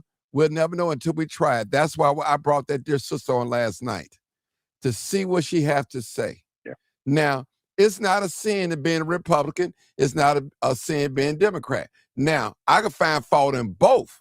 I can. Both definitely can. Oh yeah. Now, me too. They both is not no angel. But my thing is what Mother Doris. I'm looking for a policy. That's what I'm looking for our people. I don't care if it comes from the red party or the blue party, independent. We need policy, brother. I'm over that first black this, the first black that. Where is the policy? You know, they told us. I think. Let me say this. Brandon Johnson, I believe he put up 500,000 to study, put a study in for reparations. Now you just gave away $1 billion to the migrants. $1 billion, brother. Imagine $1 billion just for we'll just say for these communities. We have 77 communities here in the city of Chicago. Every community that's predominantly white ran is thriving.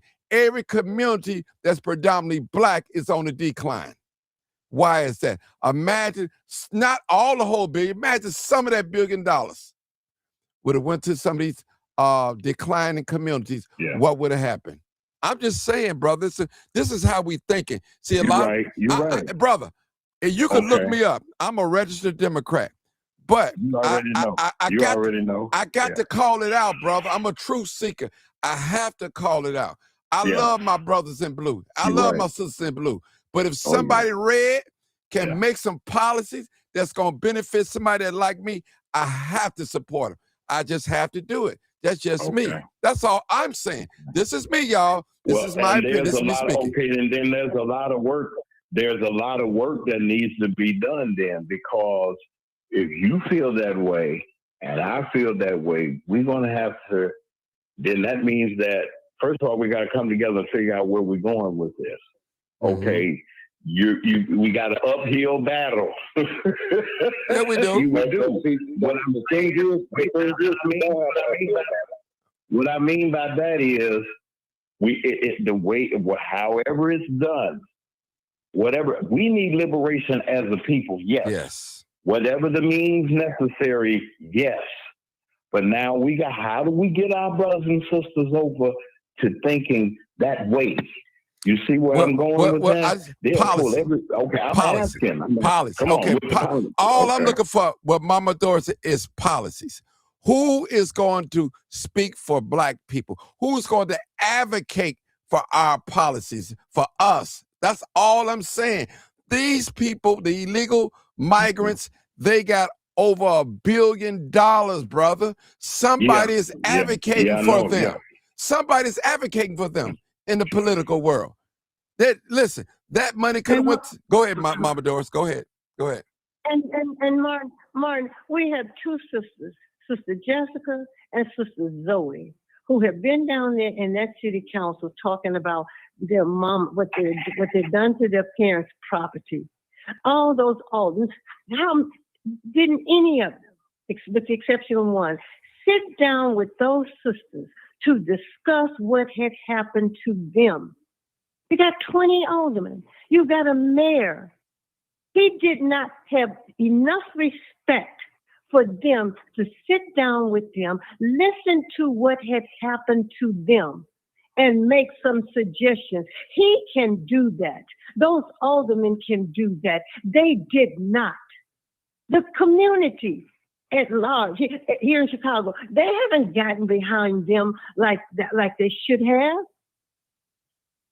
Those are two distinct cases. They're taking Black people's property here in the city.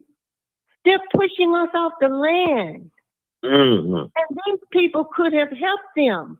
They wouldn't even sit and listen to them. These are Black aldermen, Black representatives of Black wards. But you want to bring up Donald Trump. We're talking about what's going on here in the city of Chicago and the state of Illinois. We have to try something different. We can't stay. They have met with them.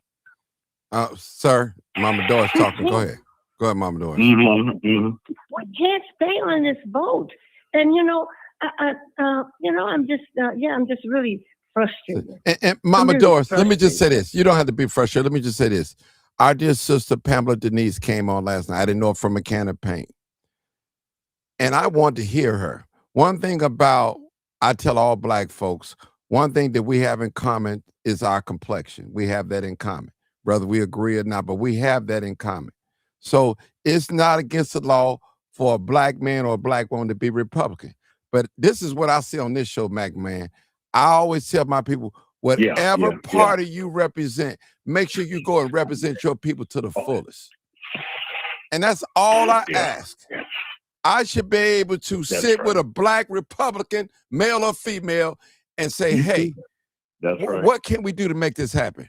Now, because at the end of the day, y'all know that in the golden rule of politics, there's no permanent enemies at all. They have to come together and pass policy. Both of them. Both of them have to come together. So what I'm saying, when that sister came on here last night, she didn't duck no question. She didn't. She wasn't in a rush to say she got another prior engagement or anything. You know the typical lines that we hear. And I only had like 4 callers, which kind of upsetted me. Like tonight, I got a bank full of callers. Where were they last night? Oh man, Where were they last night? I had my sister. Oh, She my. was ready. She had her information together. We put some flyers on there that Well, she can made she up. Come back, can she come back home? She listening right now. She listening right now. She can come back. I'm Yeah, invited. Yes. Sister, come in. She Let her in. she texts Let her me. in. She texts me and let me know she's listening. Okay. So my thing is, this show is like a follow-up of what we talked about last night. Right. So listen, I was impressed, and I'll bro. step out the way if you need my line. If you need my line, I'll step out of the way if you need my line. No, I got plenty of lines. I got plenty of lines. Trust me. Okay. So what I'm saying, Mac man, listen, brother. And you, my brother, and I love you. Sir. I love you to death. You know, and we might not agree on yeah. everything. I don't agree with everything on this live with everybody. But one thing I will give a person the chance to explain themselves. I'm the type of person. That's right. I'm so patient. I want to hear what you got to say. Convince me why I should be voting Republican. Convince me. I asked that dear sister, why should the people that follow me vote for you? She just got to explain it. And I listen, I just smile. Because anybody know when something ain't right, my body language get to, I listen. Yeah. That sister. Well, let her on. I say bring her on. I'll bring her on. Let her on. Pamela, if you're on, you call in. You can call in or come in, whatever. No problem. And let me say this, brother Mac, man. She didn't even give me a list of questions to ask her. I didn't even. Only thing that I asked her. Right off the hip. Yeah. Only thing that I asked her, just tell me, give me a bio like who you are, what you do. And that's all she did. She didn't even know. She didn't even know the question. Right. She didn't even know the question that she didn't know what I was going to ask her. So it wasn't set up or nothing like that. So it wasn't staged. It was pure, authentic. I had the mayor on here one time of the city of Chicago. Now, the second time I asked him to come on, they want to give me a list of questions to ask him. I said, no, I'm not agreeing to that. No, I'm not. This is live, uncut, unedited. If you're going to come on here and give us an authentic interview, just tell the truth. See, one thing I learned, Mac, when you tell the truth, you don't have to rehearse it, And I learned that a half truth is a whole lie, period. And I say, brother, that sister, Dr. Pamela Denise Long, she did not avoid not one question, not one, brother. She didn't flinch. She did her homework. She didn't know what I was going to ask her last night. And I was like, man, this sister is powerful. I've been looking for somebody like this in another party, just to stand up and proud of who they are. You need balance. You need balance. Thank you. That's all we were saying. Listen, that's all we saying tonight, brother. Listen, I don't want the Democrats that I represent to think that I'm going to vote for them. Hold on. Somebody got to mute their phone. Listen. I don't want the Democrats here in Illinois to think that we don't have no other choice but to vote blue. That's not true. That sister last night gave us another option. She gave us another option to vote. And I appreciate her. I appreciate her for coming on here. And listen, one thing I know about, she said I should call. You can call her, whatever, come on in. That same link. It'll bring you right on in. That's her texting me right now. You guys can meet her. I can introduce her to you guys. And that'd be wonderful. I didn't know her from a can of paint. Mama Doris introduced me to her. And I took Mama Doris' word, and I love Mama Doris. And if I'm wrong, Mama Doris will check me too. Listen, I'm not above reproach, even though we both radio hosts. We both None of us are. Yeah, so we That's right. None of us are. None of us are. You can join by video. Hold on, let me talk to Pamela. You can use that same link. It should work. The same link from yesterday. If you come in, the same link. Yeah, she's texting me now. Yeah, I still have your flyer. I just got to dig it out. She gonna bring up. She want to put a flyer in. Let me see. I got to dig it out. I definitely still have it. So just come on in. I can pull it up while you're talking. She's gonna come in and let's hear from her, y'all. Let's hear. I can't All jump out. right, Hold on. all Let me right. send you a link. Hold on, sister. I'm gonna send you a link. Hold on. She want to come in. She said, let me send her a link. Okay, you can call. Come on, just call. Hey, let me put the number up. You can call.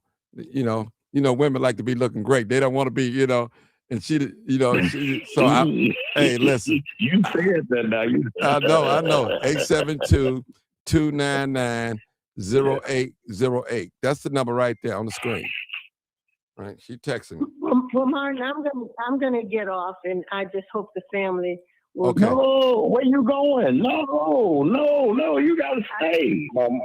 Mama You Doris, stay. before you, Oh, okay. Mama Doris, before you did you still on?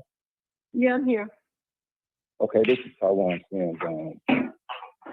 As you know, the same as those ladies that have been down there at the city council, sitting through those meetings, and actually having the unlucky privilege of watching how the city is governed. I realize, and as I like to showcase Black excellence, we have no advocates. Martin Johnson brought up people advocating. We have no advocacy here in the city right now. When we seen the illegals or the undocumented being attacked by, not even attacked, when we seen immigration enforcement coming into the city of Chicago and trying to enforce immigration, there were so many individuals who took the sides of the undocumented. There was advocacy. We had non-for-profits advocating, litigating. We had all of these different instances. Right now, we see predominantly Black American community hit with exponential property tax hikes, and there's no litigation. There's nobody to come around them and say, hey, you know what, we're here, we're going to help. But we've seen this in regards to undocumented individuals who have paid nothing into Social Security, who have not fought in the wars, who have not built out this city.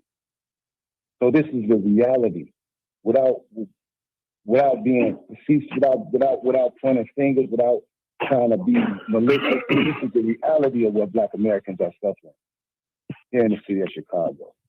Under the representatives that we have now, there are 20 Black alders. Where's the representatives? Where's the outrage? Dr. Pamela Denise Long. Okay, Brother Answering. Taiwan, I don't mean to cut you off, but I got our special guest on. I'm finna put her chart up there. Come on in, my dear sister. Come on in, dear sister. I'm gonna put up another. Greetings. Can you hear me? Yes, I can hear you loud and clear. Go ahead. Awesome. This is the sister that we were talking about, Dr. Pamela Denise Long. Okay. Yes, this is what we're talking about. She's a Republican. She's running for the Illinois Senate seat right here in Illinois. Okay, go ahead, my dear sister. Go ahead. I'm gonna put up Hey, Martin, thank you thanks for bringing me in. I was listening to the conversation, and I'd heard you mention me joining, so I wanted to go ahead and come in. I'm appreciating the conversation. There's definitely some mindsets that we have to change in the community. Policy over party. I know that people are concerned, rightly so, about some of the actions that the president has taken. I have expressed concern about things regardless of who is in office, but I'm not Donald Trump, and Donald Trump's not on the ticket. And so, if folks take a look at what I'm offering, my platform, and what I've been fighting for years, and it resonates with the political priorities that they have and for the people, then the task and the call to action. Hold on one second, sister. Somebody, please mute your phone, please. I don't know where the noise is coming from, so I'm asking, please, because I want to hear out. Okay, go ahead, my dear sister. Go ahead. Yeah, so the call to action is when people look at the things that I've been fighting for, writing about with my Newsweek column, the other, work product that I've put out there, fighting for the community, being a strong, consistent voice for the community in Republican spaces and in all spaces. They will know that the way that I presented our issues, many Republicans agree with. They understand the patriotism that we're coming with our ask, with our demands, with our lineage, with our legacy. And there are always going to be people in any party that disagrees. There are Democrats who do not agree with reparations. Let's be serious. There are Democrats who do not believe that our lineage is unique, and they're going to shoehorn everybody into our stuff, right? And we will benefit from it least. They will criticize you, as they have done to me, for advocating specifically for our people, telling me that we need to be basically mules for everybody, right? So what I will say to people again is, like, check me out. Visit my website, www.longforsenate2026.com. That's LONGFOR Senate2026.com. Take a look at the issues FAQ page that's in the top menu. Read all of those things. See if they resonate with you. See if those things happening will change, your bottom line. See if those things happening will increase opportunity for not just you, but also your children and grandchildren. I'm thinking multi-generational with the policies that I'm looking to implement. I'm thinking reclaiming what is rightly ours as a harmed lineage in this nation. I'm thinking calling the nation back to true patriotism, which is putting Americans first, which is putting people over profit, which is making sure we have a living wage, making sure that people can buy homes and keep their equity, making sure when people's civil rights are violated, there are stiff consequences for the violation of those civil rights, regardless of who is in office. Making sure that our 14th Amendment, all 5 clauses of it, are reinvigorated, making sure that people who are confirmed to our Supreme Court are people who don't bring racial bias. I will vote no for anyone who does not have a clear understanding of our history. The questions that I will ask in any confirmation hearing will be aligned with that. Making sure that people aren't going to take us back by being elected, and making sure that the disqualification clause in our 14th Amendment is reinvigorated and absolutely applied to anybody and everybody, because it applies to anybody and everybody who is seeking public office. So look, I'm real. I understand the history, and I'm looking to apply it for our benefit and for the nation's benefit, because we can't every 50 years have some kind of civil rights debacle, right? Some nonsense that somebody's showing up and want to take us back to, 1964 and whatnot. So, I mean, I don't know what else to say. The Democrats ain't winning for us. Republicans traditionally ain't doing nothing for us. I'm here to reclaim the party and redirect that energy back to where it needs to be. And that's what we need more of, is people who are willing to put themselves out there to truly fight for what is right. It doesn't change if you don't have a fighter who knows what they're doing. I'm offering myself up to be that person. Okay. Anybody want to ask her any questions? Are you taking questions tonight, Dr. Pamela Denise Long? Huh? Yeah, and Okay. I go by Denise, and I can answer a few Denise. questions. I Okay. can't stay on for too long. Okay, Unfortunately. perfect. Because I know this is a spirit of the moment. Mr. McMahon, she's from Mississippi as well too. But we're talking about Illinois right now, Yeah. so we're talking about Illinois, not Mississippi. So, let's see who's on here. All right. Ask one. Go ahead, 206. Go ahead. Real quick. Yeah, I'm back. In the house. Yeah, I'm back. In the house. All right. Hold on, 206. Quick question, and I'll get off the line. Okay, go ahead, 206. No, go ahead. Go ahead. No, 206. Go ahead. Go ahead. No, okay. I'll be real quick, and I'll let other people talk. Greetings to the young lady who called in. I missed your show yesterday, and it was very impressive. People that also listened to the show were impressed by what they saw and heard. And thank you for coming on the show, and thank you for coming on again. Quick question for you, and this concerns the 14th Amendment, Section A, and citizenship, specifically anchor babies. This U.S. Supreme Court is going to take up correct me if I'm wrong, but they're going to take up a case to determine who Section A actually refers to. And Trump has come out and admitted that it is for the children of the freedmen, but from Wong R. Kim, and I believe that was 1908, it has been erroneously and illegally, in my opinion, to many foreign nationals to whom that right was not intended. First of two questions. How do you feel about that? And do you agree that that amendment has been misapplied? Yeah, no, I appreciate the question. Absolutely. I have written extensively about and done podcasts and Twitter spaces about birthright citizenship. I have read the actual Congressional Globe, which is where they put the minutes for the framers in Congress as they were having their daily debates about these topics.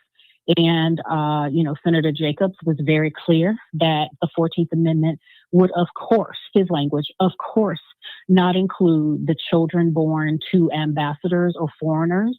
And it would apply to every other class of person. So essentially citizens.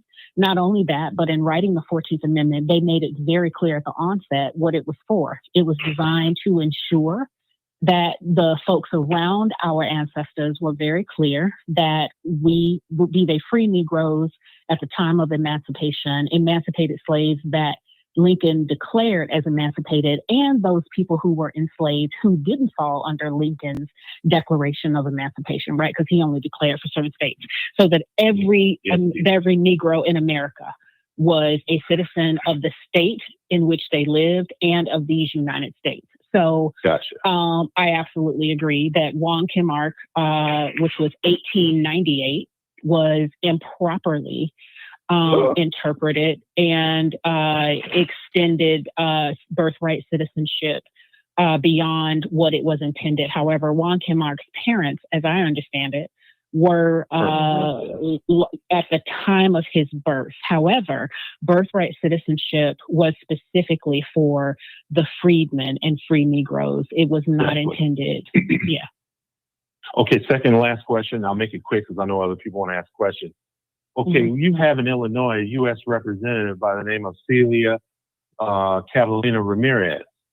And she recently, when she was in Mexico City, she, it was specifically August 2025, and now this is in Spanish now, and this was translated. I'm reading from Congress.gov. In August 2025, U.S. Representative Celia Ramirez faced significant criticism and accusations of anti-American comments after stating in Spanish, "I am a proud Guatemalan before I'm an American." At a conference in Mexico City, the remarks ignited national debate on patriotism, identity, and allegiance of elected officials. Second question. In order to be in Congress, correct me if I'm wrong, you have to be a U.S. citizen. Celia Ramirez's parents were undocumented. If that's true, Celia Ramirez is a foreign national in U.S. Congress who is an anchor baby and is in Congress potentially illegally. If that's true, let's just say that's true, and the U.S. Supreme Court says that Section A of the 14th Amendment is for children of the freedmen only, how do we deal, and I'm sure we have them in Chicago City Council, how do we deal with these people who work their way into our government, but actually by law are actually illegal and should not be in our government? And this is a big question, but how do you think, what in your opinion is the best way to deal with that issue? Yeah, no, this is a brilliant question and one that requires real thoughtfulness in order to not have negative unintended consequences. Typically, we don't do ex post facto removal of benefits. So what would happen is typically, what would happen is going forward, any person born to an alien or a non-citizen would not get birthright citizenship and thus would not be able to ascend in the ways that which it was acquired. We typically don't remove citizenship. I did hear Donald Trump say he would have to look into it. I'm sure his attorneys and the people surrounding him are looking at ways that they might be able to selectively and on a case-by-case basis strip this, how I refer to it, is wrongly conferred birthright citizenship. And so that could be messy. I know that there are ways that we can denaturalize on my YouTube channel. on my YouTube channel, I actually clarified the fact that people have been denaturalized before for commission of crimes and the like. I'm not advocating for denaturalization just willy-nilly. I'm not advocating for ex post facto rulings. I think I'd really want to have a real analysis on what that could look like from an unintended consequences perspective and potential negative impacts, because there are multiple ways something like that could be structured, and we just want to make sure we do it the right way. It's been a pleasure talking to you. Thank you. Okay. Thank you. Thank you. Any questions? We'll take a couple more. Then we. I'm back. Hey, Okay, go ahead. Go ahead, Mac. I ain't going nowhere.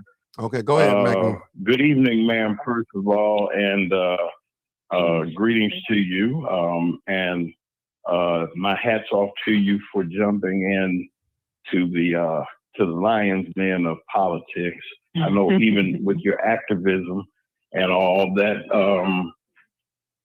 you understand some wonderful things and brought out some wonderful history. And I also like just as a preamble, just to say that I respect your academia, for one. I respect that. I respect you knowing the history thereof. I mean, and if you don't know your history, you can't advance if you don't know where the problem was. And which brings me to my only question, or part of a statement, but of my only question, and that is this. And Martin, say that you didn't die down to anything, so I'm not going to be bad to you. I'm going to come on with it. Now, as I recognize, even in this two-party system, we were never, as a people, on either side. I'm talking about Black people now, not even the Mexicans or nobody else. I'm talking about Black people, property. Before emancipating us, if they didn't need us for the war, if Lincoln didn't need, if they didn't need us, if they didn't need us, if they didn't need us. They needed us to pick the crops. They needed us to do horrible, horrible things that have happened. That's part of our history too, that I think that people have forgotten. How in the heck did we get into a position as being a civilized people, Black people, and coming over here, taking what we have learned and taking what we've learned from where we come from here and become colonized by these people's ways? Now, I'm not disagreeing with you as we need a choice, ma'am, to have a selection that our vote should not just be for the Democratic Party or this party or the Republican Party. I think that why shouldn't we get together and form the Black People's Party? Whoever speaks our interest gets our vote. If we don't have that strength to be a country or a nation here, we sure can't do it with just us. So we got a voting block that we could use. That's one question. Why can't we be independent, something other than being a Republican or a Democrat? Because both of them sound very sick. One, to me, is sicker than the other, and the other one, neither one of them should be doing anything because, yes, they're getting over on us as a people, not being represented. That's why I respect you, ma'am, for who you are and what you stand for. If you can answer that question for me, how do you convince me, not to be a Republican, but convince me that I have a choice? Not as a Republican or a Democrat, but help me out, sister. Please do. Well, I thought I understood the question. I'm sorry. I understood the question as why aren't we forming our own party? And the issue there is the amount of time it takes to do so, the amount of capital it takes to do so. Notice how there are only 3 parties that I believe have complete ballot access: Democrat, Republican, and Libertarian. And it has taken a long time for that to happen because of how the current system is structured. I am keen on taking over what was once ours and taking it back. Our legacy Negro organizations have been taken over by everybody who shoehorns themselves into it, and you get this whole rainbow coalition kind of stuff where people aren't here to help us, they are here to help themselves.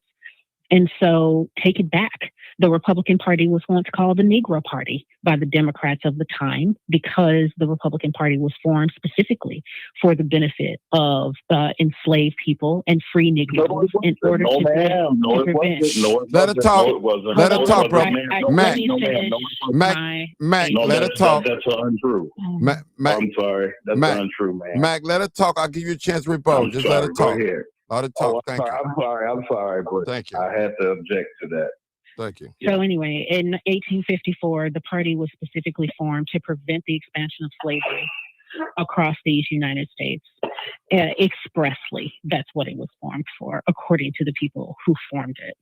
We were called, the Republicans were called the Negro Party by the antebellum Democrats of the time. They thought that that moniker would turn white people off from the party. Take it back. Take it over. If folks want to be Democratic from the party perspective and feel like they aren't represented there, find people to run who will advocate for your interests and vote the people out at every level of government who are not serving your interests. Okay, well, So let me do feel a free to follow-up. feel free to Finish. form another party. Feel free to form another party. But what I would tell people is, in the meantime, while that party is getting off the ground, you are still going to have major decisions made by the existing parties that have the money, that have the influence, that have the connections, that have the power. Take it over. That's what everybody else comes here and does. Yes, ma'am. I want you to, and they called something, they called it filibustering, and we're going to have a conversation. Ma'am, both parties got money. Both parties ran by white folks. Both parties are. Let me finish. Both parties are, ma'am. Let us not fool ourselves thinking that we've been there, done that with the Republicans, and we've been there, done that with the Democrats. Okay, you mean to tell me, as a unified people, I'll call us what you want to call us, but you're going to need our vote to move anything in this country. It happened just on November the 4th. That was us moving. It wasn't them. We moved. We got the numbers. That's why he did not want the Republican Party, did not want to count the census, because there are more people of color in the United States of America right now than there are white folks. And they are nervous. Not in a racial manner. I asked to be here. You didn't ask to be here. When did we get the opportunity to vote as citizens after we fought in the war and we had to give up something? We were brought here by force. No party. You had the Whig Party. You had the Republican Democrat Party. That was way before they split up. They used to be together. The Whig Party, the Reform Party. Let's go back to where the Whig Party. There wasn't no Democrat or Republican back in George Washington them days and Quincy Adams them days. Well, George Washington said we shouldn't form parties to begin with, but my point is, I agree with that, ma'am. You didn't answer my question, though. No, please answer my question. No, ma'am. Can I ask please one more time? And unfortunately, let me clarify. Can I clarify? cannot stay on, Martin, for very long, as I told Okay. you. Oh, no, ma'am. See, Mac Man. Reputation on the line, Martin. By saying that this woman will come on. Mac Man. Yeah, hold it. Mac Man. Yeah, hold it. It's one mic. One mic. First of all, let's say this, brother. What we can't do, we can't talk over each other, brother. One thing I do take pride in on this program is one mic. And yes, sir. Yes, sir. I don't want us to get overly aggressive with our guests, and you're a guest too as well. And let us respect each other's opinion. And whether if it's some flawed in what she's saying or what you're saying, just hear the person out. That's all I ask. I'll make this her last question. That's right. But then you know what? I ain't got no more questions. I'm good. And I go to her website and see. I'm not saying I don't support her, but what I'm saying is these are the questions that are going to be coming at you. Okay, people are going to. There's no problem. There's no problem with the question. There's no problem with the question. I answered the question. Will you come on my show too? I You're would how much longer do you have want us to time send for me another information. question? But unfortunately, I don't. Marty, I think I told you that I didn't have a lot of time. She don't I have. didn't- Okay. I have a lot of time Good. tonight. I just I'm wanted to good. jump Thank in. you, Martin. I Okay. texted you that already. Okay. But I But- definitely wanted to be able to talk with you for the brief amount of time Appreciate that you. I do have. Thank you. Thank you so much for and your it's time. 11:30, so I got to get off. Okay. Thank you. Yeah, and Thank I'll you. be happy to come back some other time Okay. and engage with people. But Thank thank you. you so much. Thank you. Thank you. Thank Okay. you. Okay. 1381. Come on, bro. You've been patient. I'm sorry. No, you've been patient. Go ahead. It's Go ahead. Yeah. Go ahead. Wow.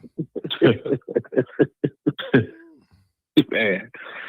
Well, our people gotta realize with this here, either no matter which side it is, we ain't got no wins. We ain't got no wins because you got people that's not sincere and disingenuous. You know what I'm saying? Like for real. Just going downtown in City Hall, I see it, man. I see it. I got people on video that even bust them out as I want to over the time. Like I see it. People getting on your show, they making all kind of statements, etc. And I see the fraud. I see the phony. That's why we can't go nowhere. We ain't gonna get off the ground floor because you got people that's perpetrating. You got groups and organizations saying they're about the people and they're not. All because of, hey, I'm trying to get recognition. I'm trying to get some likes. I'm trying to get some views. I'm trying to get in this seat that I know I can't get in because I ain't even got the finance or I ain't even doing the groundwork to get the people behind me. Man, our people selling false hopes and false dreams, man. That's why we can't go nowhere. That's why our neighborhoods look like they do. It ain't just no European, man. It's our work of our own people for the most part. Real talk. And then when someone, especially that's a man, that's standing up and speaking out and things like that, you can't even get the support. You can't even get the support. Look how long I was coming down there. No, none of y'all groups came and talking about, hey, man, that's a wife, man, and child. But everybody talking about, oh, we stand for men, women, and child. No, you're not. No, you're not. No, you're not. You know what I'm saying? That's why I ain't even did a show yet because I'm just too uncomfortable with even making our people or speaking of our people in a negative light. But man, I got to call it what it is. A lot of them frauds. A lot of our people phony. And then they don't even know how to network. They don't even know how to network. Let's say we did get behind that sister. Let's say a person did. Man, where the groundwork at? Let's say we got behind that sister. Where the network at? Because even if she make it, or Tyrone Muhammad, or whoever running for Senate, get in Senate, that's just one. Then what they gonna do? When they got a whole bunch of other votes that's going against what they standing on, if they really genuine with standing on what they standing on. We gotta face reality. Our people done shuck and jive and BS and all kind of stuff throughout the years, and we teaching this stuff to our children. We just putting them on the phones, etc., and things like that, and passing down the handicap of the mind. And they did meet with Miss Jackson and stuff like that. That was me that said that. They did. I was right there standing. They even tried to give her a lawyer, Monique Scott and Greg Mitchell. I heard that out their own mouth in front of her. You know what I'm saying? So people on here faking, man. That's why I be talking how I talk, Martin, because I'm actually living through it. I'm actually going through it. And I'm taking the heat because I'm a man and a father. And I'm out there standing up against all odds. Like real talk, man. Our people need to cut the jabbing out. Michael Baymore. Baymore, that's My name Michael Young Bay. Ain't no Michael Baymore. Michael Young Bay. My apologies. This is Tyrone. How you doing? What's going on? I can speak to the history that I can attest for what you're saying, and the fact that you down there advocating for yourself, and then you come down there with your wife and your child, and seeing all the identity politics and symbolism. Let me interject for the people too. Then you can say what you want to say. Let me interject for the people. Yeah, it was me and my family, my wife and child sleeping in the cold in the car in this kind of condition right here because people didn't want to give us housing. but I just want to advocate towards me. That's why they ain't putting my videos up or circling nowhere. I done spoke plenty of times down there too. Because I'm just No, I'm not just saying it about you, I sir. was speaking up for you and anybody else that's homeless, got bad house, in which all our people got in the majority of our neighborhoods. Our people living nasty. Living in with roach infested, mice infested, bed bug infested, mold infested, etc. We in bad conditions. And I know the answer to all that too. I ain't trying, man, I speak on what I know. If I don't know, I ain't got no problem saying, hey man, I don't know. We can find out. And you know I stand on that. So I know what I'm talking about. People need to stop nonsense and BSing, man. Because man, our people basically in the graves like that's over with. They done got these people up over here already. It don't matter. Our people ain't stand up. Biden did close the border. Biden closed the border. He closed the border when them Haitians and them Jamaicans and them Africans was coming up over here. They had the video. Man, you ain't hearing nobody saying nothing about that. Stop playing with it.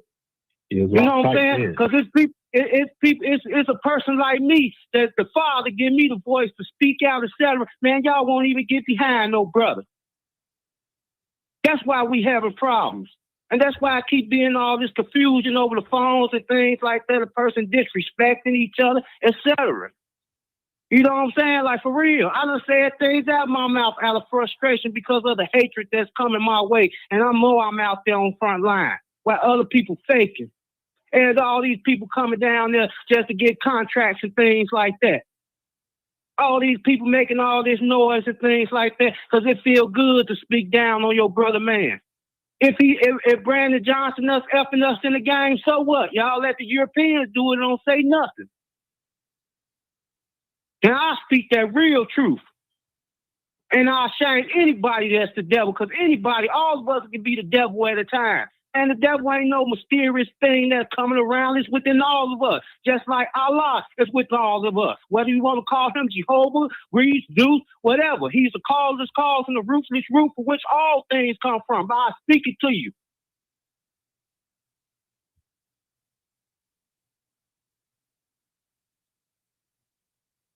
And you can go ahead, brother. Well, the only thing I wanted to say to that, Mike, is this. You're right about the whole individuals just going down there for some type of personal gain and whatnot. The advocacy part, yes, is more than needed. Activism is more than needed. But to be a collective, just to hear the Pamela, the candidate Long come up and speak the way she was just speaking. But then we had the brother come on and he asked the question. He said that, but to what effect though? Because I don't understand. I don't even understand what's the pushback from him to her. You in Mississippi, we here in Illinois. There should be no problem with her candidacy. What she's saying is this: she's trying to arrest that party. She's trying to take it back to when it did represent us, when it was about what it spoke about. We can be Republicans, we can be Democrats, we can run under the Libertarian Party, but what game is it for us as Chicagoans? What game is it for us as Americans? Where does it put us? Honestly. What in the next year? It's only a year. And we talk about Brandon Johnson. Brandon Johnson is a cancer, a malignancy that needs to be removed because his only use for Black Americans is as a talking point. And we've said in those meetings. Let me say this. Mike, one moment. We've said in those meetings and listened to him utilize Black Americans as a talking point. But what benefit have we got out of him in the 2 years now? We've watched him pass resolutions for $70 million. We've watched him go up there and argue for $830 million. We've watched all these different events take place in real time, right? Now, we sat in that room. We watched our representatives, the Black American representatives, side on the side of other people.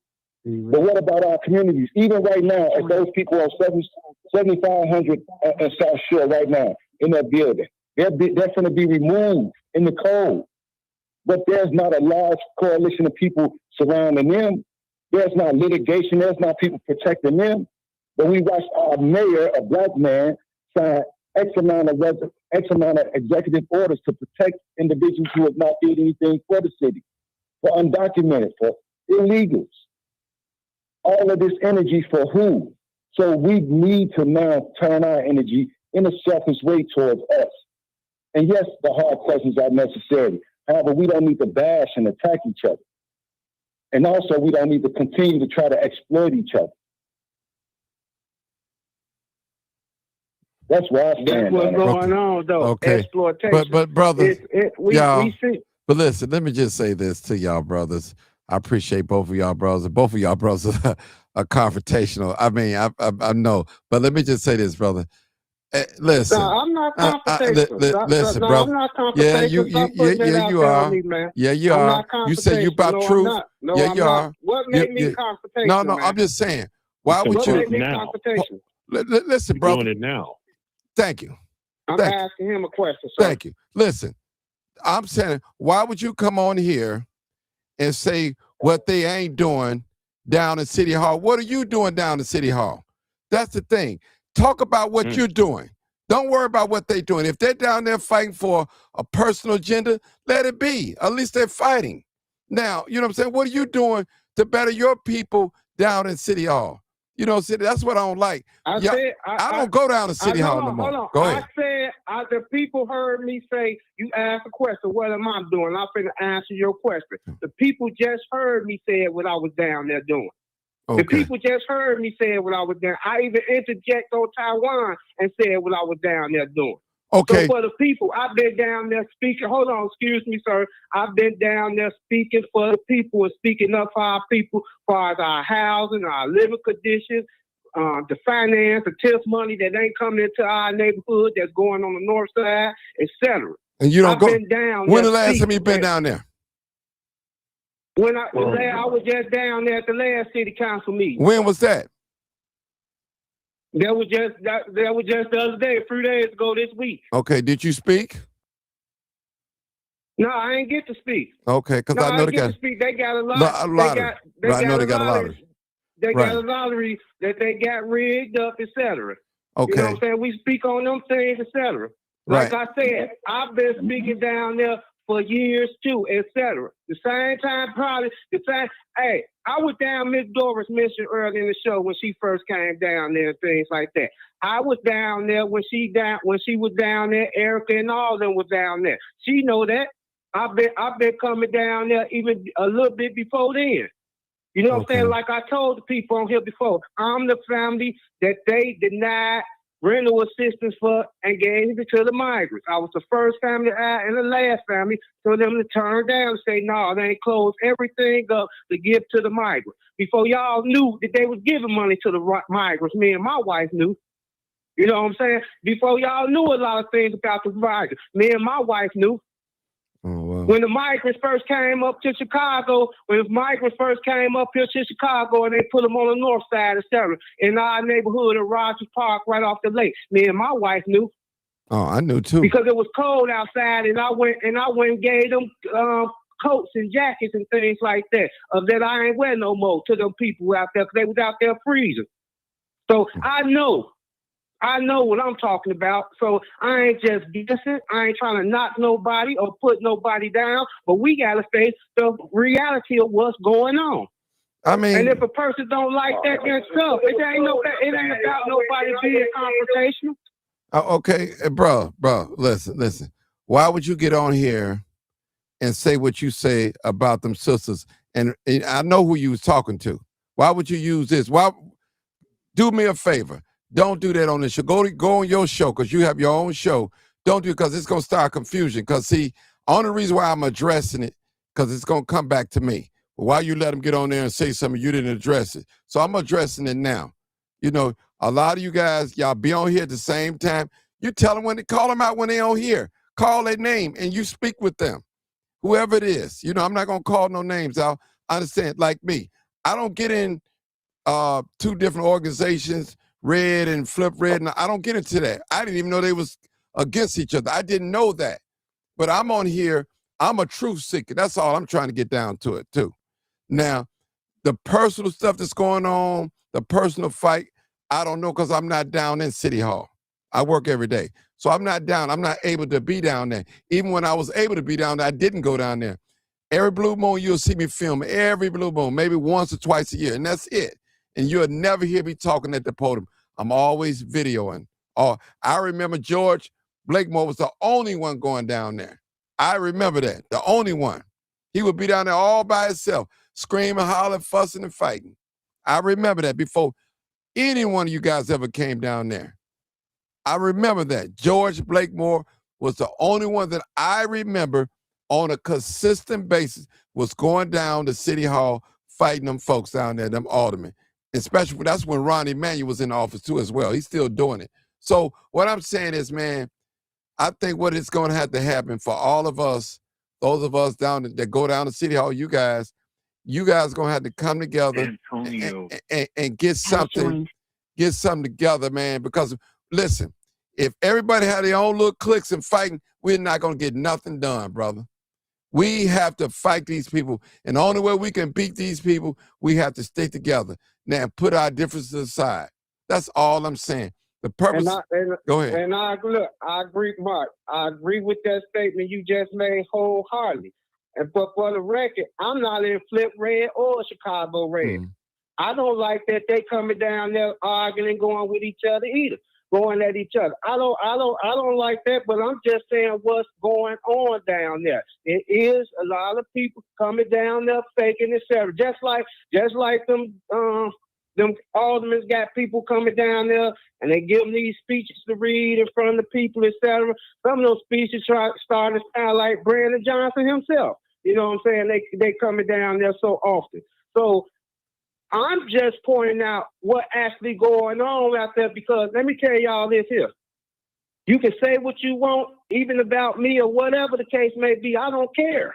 You know what I'm saying? But when you ain't sincere, and when you ain't leading the people right, the Father, no matter who you call him, ain't going to be behind you. And you going to get the results you going to get. They say, even in the path of wisdom, and I'm speaking wisdom because I know, even in the path of wisdom, the fool seek it out of Father. And shame and disappointment are the rewards of their labor. Now watch what happens with these elections. All right. Let's take some callers. Okay. Thank you all for listening. Let's take some callers. Buck, come on, 6650, then I got B Red. Come on, Buck. Buck called about 3 times. Go ahead, Buck. 6650. Good morning. Wow. Well, it's been a day. Blessings, everyone. yes. Yes, sir. Yeah, I just wanted to throw something in there. I've been hearing a lot of back and forth. I really wanted, when Sister Doris was on, she talked a lot of truth, and I know a lot of people like your brother from wherever you're in Mississippi, whatever, he was going back and forth with her. But reality, this system ain't never been for us. I mean, we can fight, say this group or that group. The political group lied to us since we done got out of slavery. They promised the 13th, 14th, and 15th amendments was specifically for black people, and they went back on that, give it to white women and other people, gays and others, Hispanics and others. We still coming up short. In today's 2025, we still arguing over what this white man decided he gonna do for us. It's illogical. The brother Babe was on there. I get what he talking about. He been right there. He been feeling that more than anybody because he been there, asking for help and nobody listening. And there's no sympathy in this country when people are down. When you down and you need help the most, nobody gives a damn about your situation. And it's unfortunate we go to people who are supposed to be. Hold on, Brother Buck. servants. Somebody got I'm music playing. Somebody got music playing. Please, everybody mute their phone. I'm going to have to mute y'all line if y'all don't. Go ahead. Go ahead, Brother Buck. Yeah, look, the political people, we go to them for help. And, and Brandon Johnson is holding the other people. And a lot of people that's against the Democrat Republic, all they got is Trump. It's like back in the day when we ain't had no insurance, they give you Robitussin. That's all they got. They ain't got no reason why it's Trump. They ain't got no other explanation why it's Trump. That's all they use. It's Trump is the problem why you shouldn't think that other way. The sister on there is very eloquent. She can speak good. But like I say, the other fact of the matter, she got a good agenda and a good thing, but will they allow you, even if you get in there, will you get the chance to do what's right out here? Because the system is crooked. And I'm telling you, and no matter what we do in America, it was never put before us that we can try to be a part of this stuff. We try to assemble that. Even when we vote, we say if we put a black person in there, that may mean something. It doesn't. They working. They just like on Garfield Goose or the cartoon. They puppets. Everybody out there got somebody with their hand up there. What's the name of it? And moving their mouth for them when they talk. They don't have no original thoughts. None of this is what they're gonna do. Even since Jesse Jackson, anybody else, we all puppets. The people that say the only way we can do is assemble as a group to bag each other up like you see Arabs do it. You see Chinese people do it. They ain't running up to City Hall begging a white man to help them. They put their money together. They beg. They put their money in their businesses. They support each other. When they got the money in the community, which they support each other, then they gonna build you schools. The money gonna talk. It's about the money. If you don't have no finance, even in a relationship, you ain't gonna have no romance.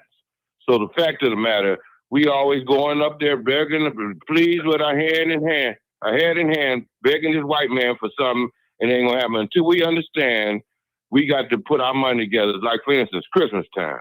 Everybody putting trees and lights up.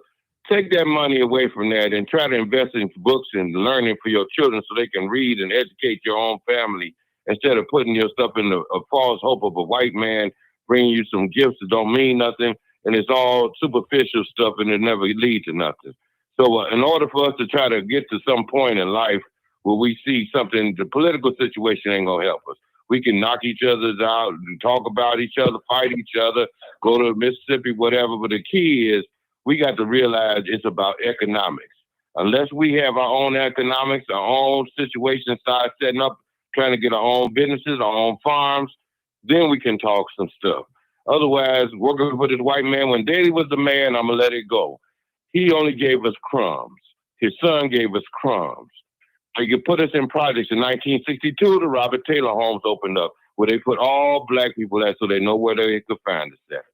They never had a plan to help us, and they always going to give us crumbs. They always going to get a couple of Negroes to sit up here and tell us how much we need this white man, which we really don't. If we ever start believing in ourselves and believing God, believing ourselves that God got a purpose for us, then we'll be fine. Instead of putting your hopes in these white folks and they pipe dreams they're selling to us, all they're going to give us is guns and drugs so that they're going to help us kill each other because they sure don't want us to grow. And the last thing, when we got civil rights, there was a lady named Margaret Sanger who was right there in Washington getting together a group called Planned Parenthood so they can start aborting our babies. So blessings. I'm going to sit back and listen. All right, let's go to B-Red 214. Hey, Martin, what's happening? How you doing? Long night, brother. Long night, man. It's good to hear from you. It's a long night, but go ahead, my brother. I'm not rushing you. I'm just saying long night where we get, a lot of activity going on. Go ahead. Yeah, it is. Not to step on the toes of Chicago politics. The same question I posed to Jessica is the same question that comes from Miss Denise. I looked it up. She's going to need $7 million to run for a Senate seat. Jessica's going to need 3. If the Republican Party and any y'all faces dumping money on you guys, y'all are being played. And that's the facts of the matter. Jessica didn't want to hear it. You talking about not Jessica? You mean P-Ray? P-Ray? P-Ray? Yeah, P-Ray. Yeah, I'm sorry. My bad. I'm sorry, Miss Jessica. I didn't put you in that. P-Ray. When she was on here, she wants to run for Congress. Well, that's $3 million. This thing right here wants to run for Senate. That's 7. And if the Republican Party is down here in y'all faces writing checks for that $10 million that y'all going to need to compete, then this is a smoke screen. They already know that the Democrats have got this a lot. I put it in the chat of the day. They are setting up their own races. They paying Republican candidates to run so they can run against them and beat them. I mean, this is the most rigged system outside of the system in Texas that's out in the country right now. This is they absolutely cut Jasmine Crockett, who's my representative in the 30th in Texas. They cut her whole doggone section out. She doesn't no longer represent the 30th. So she wants to run for Senate. You know what it's going to cost her? $100 million. $100 million. And the first thing I came to my mind was, where you going to get that money from? Teach, Fred. You know, policy, to make policy work in your favor, especially if you're going to be a black in the Republican Party. I have seen some of the blacks in the Republican Party. Them people are loons. Straight loons. I mean crazy, some of the stuff that they talk about. And I'm not saying these people are like that. What I'm saying is they are under so much control right now, you try not voting for some of the stuff they got in the 2025 agenda. You turn your back on them if you want to and see don't your money dry up. First, y'all, it's one thing for y'all to support them, P. Ray, Miss Denise. It's one thing for y'all to want to switch party. It really doesn't matter. But if you're going to go Republican, you make them come with that money. So you going to run in your head, I'm red. You make them come put the green in your pocket. Because then they're serious. Other than that, you just flying the flags for some people who don't care nothing about you. I agree with you, Martin. We absolutely need more diversity in our politics. We do. We need to have people that represent us in the rooms with the Republicans too. So they'll stop coming up with this silly crap that they think about. They really do. Some of the stuff that they're coming up with and how they're going to attack black folks. You know, Mr. Miller, who's the president's main man up there, you know, his chief of staff has made it clear that he said the worst thing that ever happened in this country was a Civil Rights Act. My God. Do you know what that means? So I know when a lot of the people at the top who are running this thing, I know what their politics are. They ain't for no good. They just saying it out loud. Well, the Democrats are doing it another way. Like I said, this is a devil with two heads. This is not an angel and a devil on one side. No, this is one devil, two heads. One will sell us the guns and the drugs, and the other will lock our butts up for it. What are we talking about here? I wish we could do an independent party. I wish we had never gave up on the Black Panther Party. I wish we had really took it serious and moved our vote over there because votes are money. These censuses, when they take our, the population of who we are, where we are, and the vote, that represents money. Your vote represents a dollar figure. Make no mistake about it. What you spend and what they spend. Both sides, a credit and a debit. This is what they bring. This is what we taking. This is what they giving. This is what we're giving. This is politics 101. So I applaud these two very capable young black females that want to run, and they know that they probably couldn't get it through the Democratic Party because of the machinery, and they're going to try to go outside the box. But if y'all ain't on the phone with the RNC about where's my check, quit hollering that red stuff. The check must come with it. I land the plane, man. All right, people. I appreciate. And that's facts.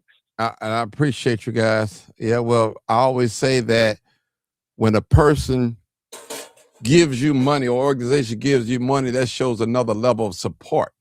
And I understand what he's saying on that. One thing about me, I'm honest, open, honest about the truth. And if you believe in something, it's like a person that go to church. If you believe in that ministry, you support that ministry with your finance. I'm not saying you got to give them your whole check or whatever, but you believe in something, you support it. And I'm saying y'all again, if you believe in a channel, you should support it. It don't have to be about money. It could be just like and sharing it. That's all. Or tell somebody about it. That's it. Some people, they come on here, they use it, they don't like, they don't share, they don't get no money, but they want to run their mouth. But it is what it is. And like I said, this is probably one of the only platforms on YouTube that you can go on, and I don't know you from a can of paint, and I'll allow you to talk on here. When these people call in, I don't know who they are. Everybody call on here. Some of these people, I've never laid eyes on them. I met them on just coming on a live. And you just don't know what people will say out of their mouth.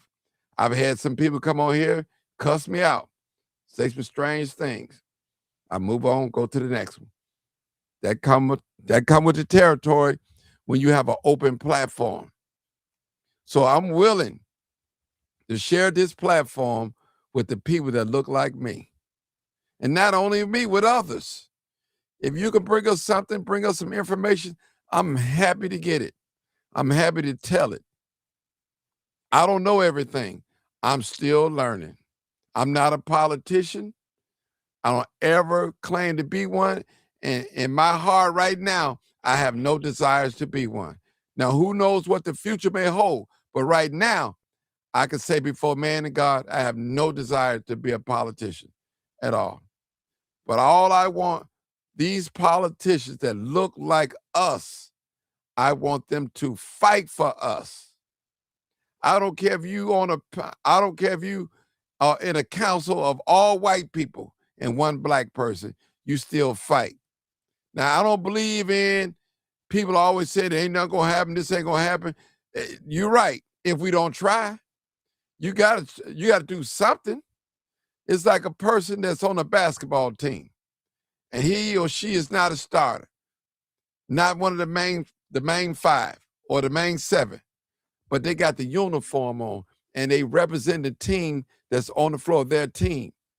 And that's what we have to do. We have to represent our blackness, people.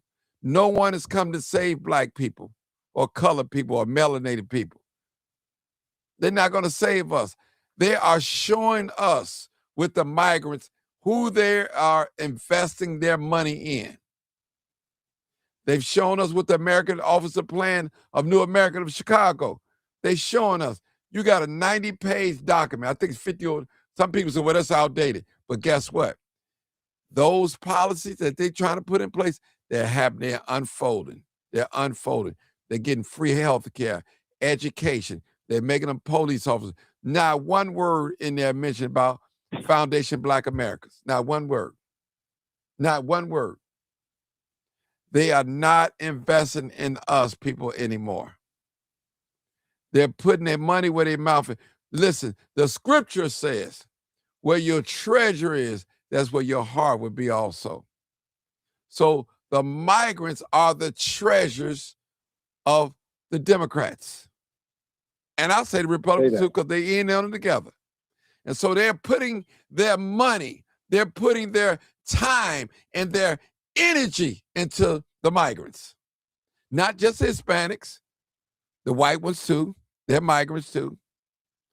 And they're showing the Foundation Black American people, the descendants of slaves, we don't want you no more. We're sending guns and drugs into your community. We're your politicians, they represent our policy. We're making your property tax higher. So what we're doing is we're using people that look like you so you won't be claiming we're racist. And that's why those of us that are Democrats, we have to call these Democrats out. Don't get mad when the Republicans come on here and call these Democrats out. We have to call them out. Look at the South and West Side where the black people live at. It's terrible. And go with Hispanic and Mexicans and Chinatown and Pilsen and the back of the yards. Look how they living, people. Look at our community.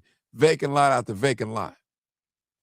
I heard a brother tell me one time, if you want to know how a community looks, go around and drive around and look at the vacant lots. And when you see a lot of vacant lots, those how the hearts of the men and women are in that community. Now think about it. Any thriving community, you rarely see a lot of vacant lots. People, they're not investing into black people. And what they're doing is they're taking a few community activists, they're making a little noise, they give them some trinkets. They give them some big mega preacher pastors They're giving them a little something. They're giving some local politicians that got a name, they're giving them something to be quiet, and they tell them you're different from everybody else. I'm telling you, people, our politicians that looks like us are not representing us. I've never seen Brandon Johnson fight so hard for another race of people. I've never seen him fight that hard for black people. I've never seen it. And all of a sudden, I said on this program, he's black power now after all the money is gone. He wasn't talking. If you go back early in his campaign and early when he got elected, he was not talking all that black power stuff. Now all the money has depleted. Now he wants to talk about black power. He wants to scream racism and how black men are being treated. You knew that before you came into the office. Now you want to blame the problems of the city of Chicago on Donald Trump. That's what he want to do. Or the racist Republicans, as they say. Like the Democrats is not racist. Listen, y'all know white folks is running this country. Whether they red or blue, they going to stick together. They have made an oath with death and hell that they vow that they're not going to let the foundation, descendants of slaves, overtake them, overrule them. They'll rather give it to somebody else and then let us rise. Anything that we build, they have made an oath, we're going to tear it down. And every time that we rise to heights, they move the goalposts so we can go move up higher and higher, and they make rules. That's how they get us, people, with these policies.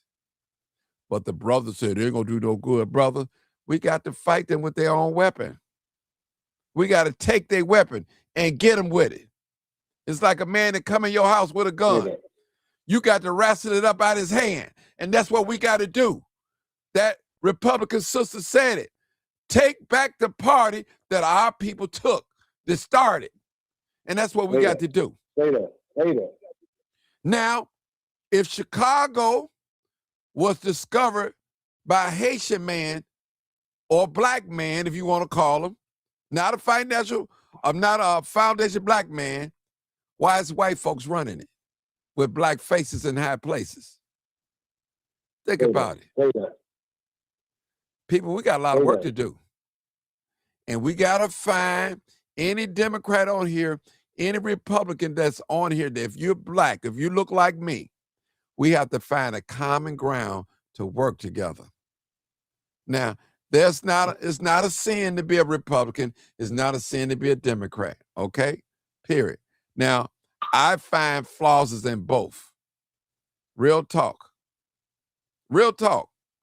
Now, neither party is married to the black folks. Really, be honest with you. I'm keeping it real. But if we got to pin both of these parties against themselves to get what we want, we got to do what we got to do. That's what we got to do. We got to be like the spook who sat by the door. Sit back and take notes. Learn everything we can. And put our people in play so we can win, people. We have to infiltrate this system.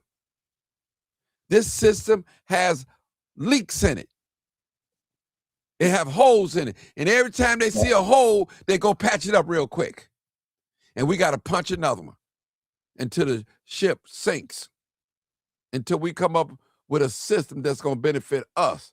I'm not even going to say a fair system for everybody, for us, because we the one been in bondage for the last 400-500 years. What are we going to do, people? We're going to complain. We're going to complain, and do nothing. And that's not good, people.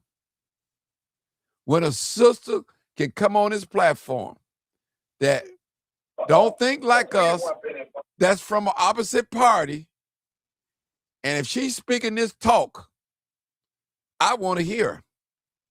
I'm going to support this sister.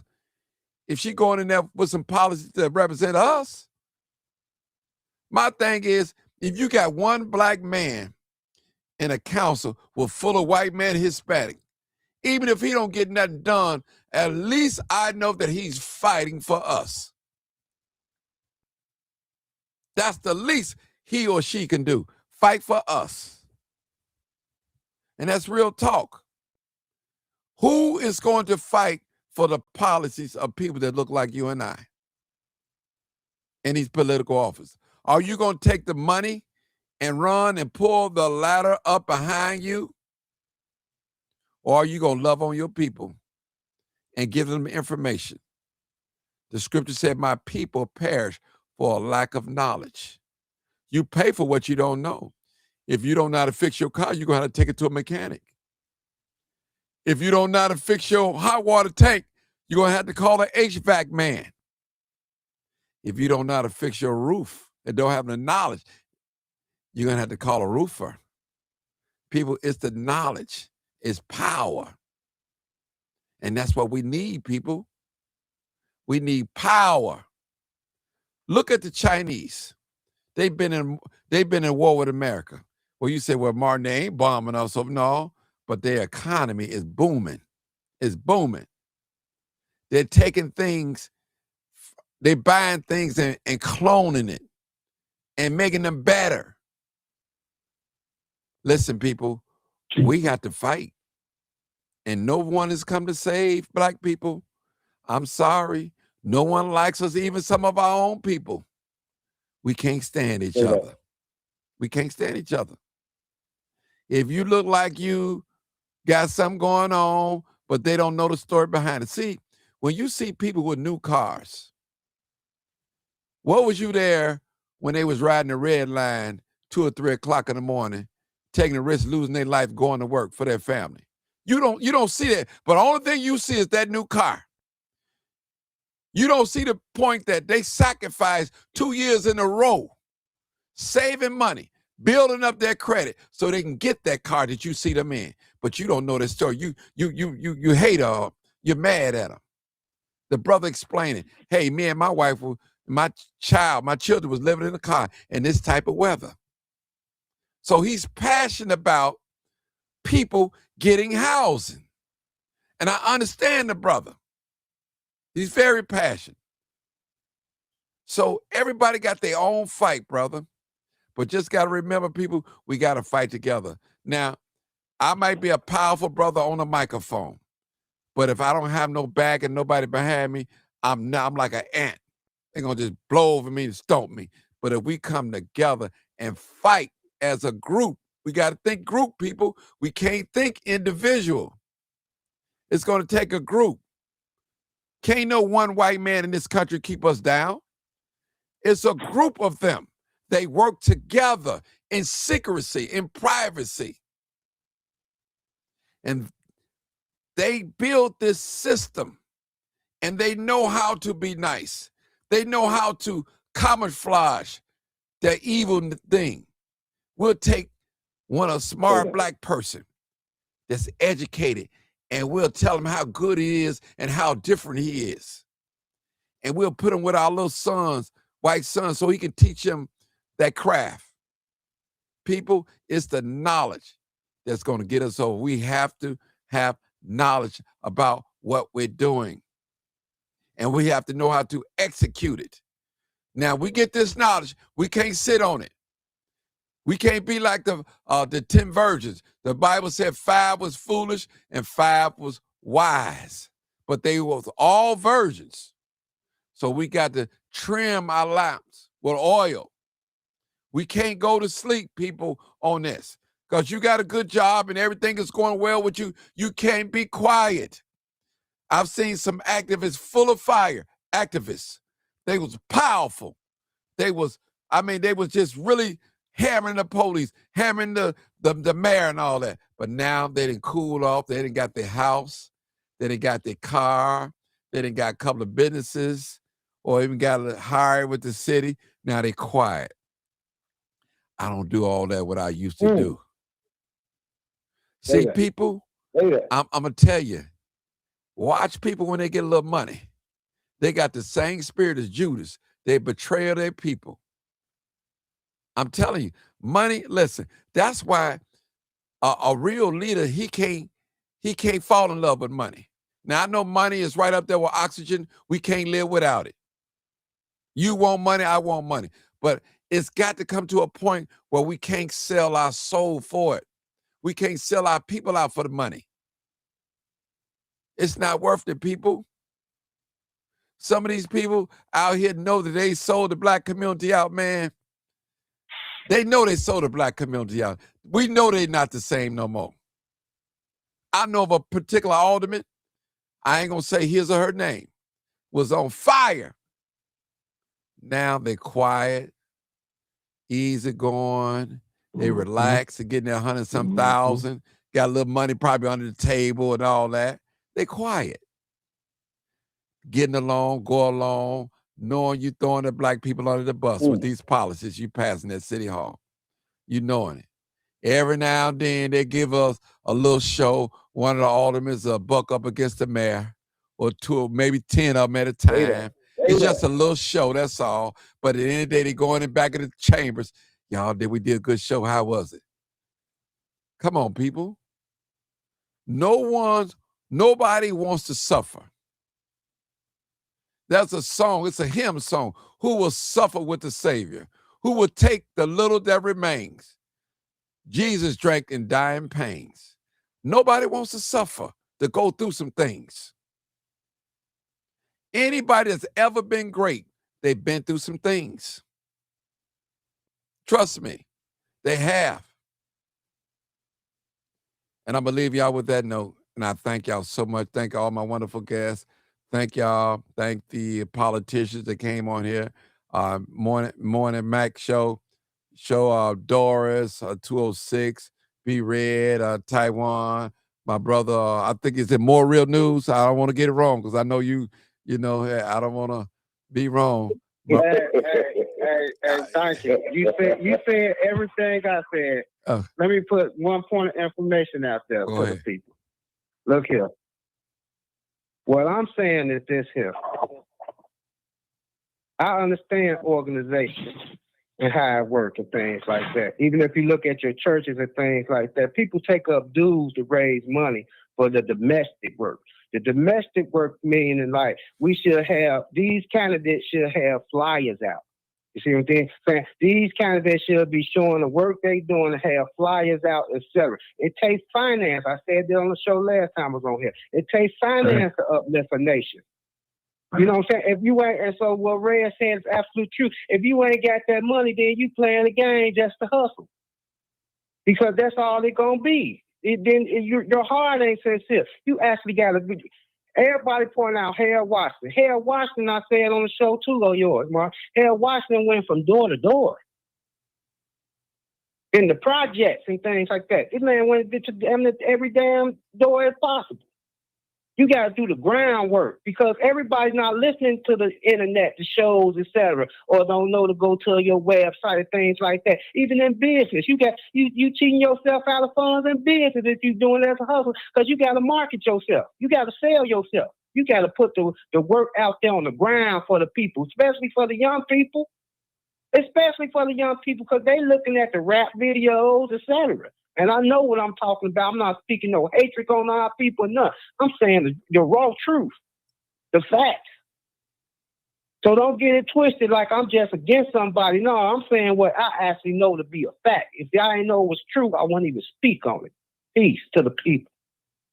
All right. Thank you, Mark. All right, thank you, brother. I just, for future services, just kind of like be careful. I don't know because they wasn't on here to defend themselves. I know who you was talking about, but I just don't like to be thrust into stuff though.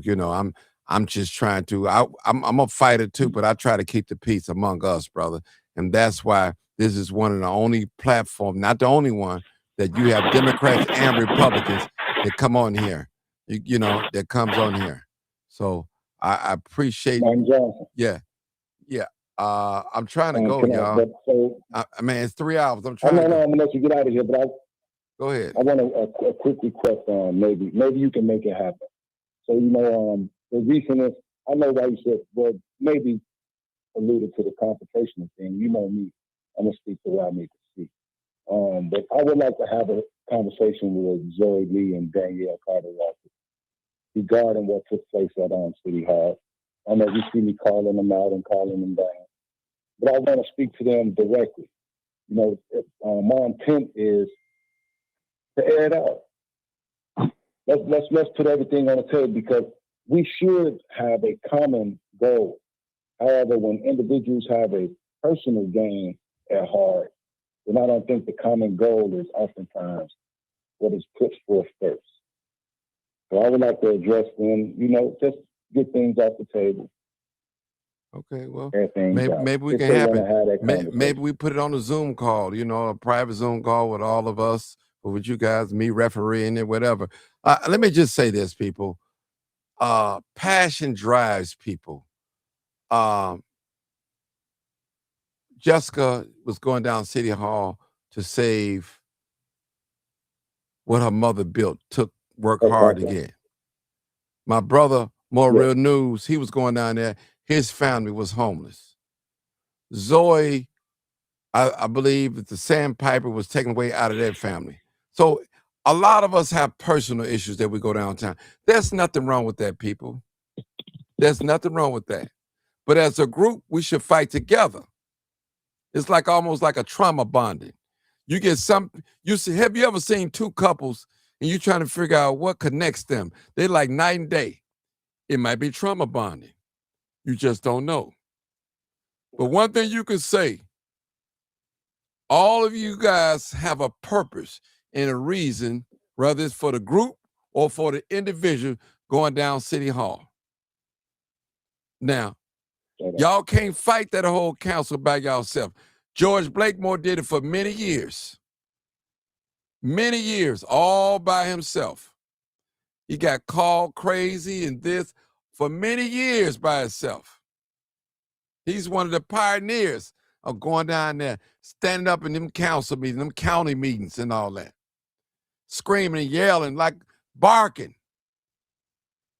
So we got to respect George. Now, do we agree with everything, his little tactics that he do all the time? No, but we love him. He's one of our elders. People, we have to support one another. United we stand, divided we fall. If we're going to fight this system of white supremacy, racism, I can't do it by myself. More Real News can't do it by itself. Taiwan can't do it by itself. Mama Doris can't do it. Even Minister Louis Farrakhan can't do it by itself. We got to fight it as a group. And no one white man can run this country by himself. He has to have a group behind him.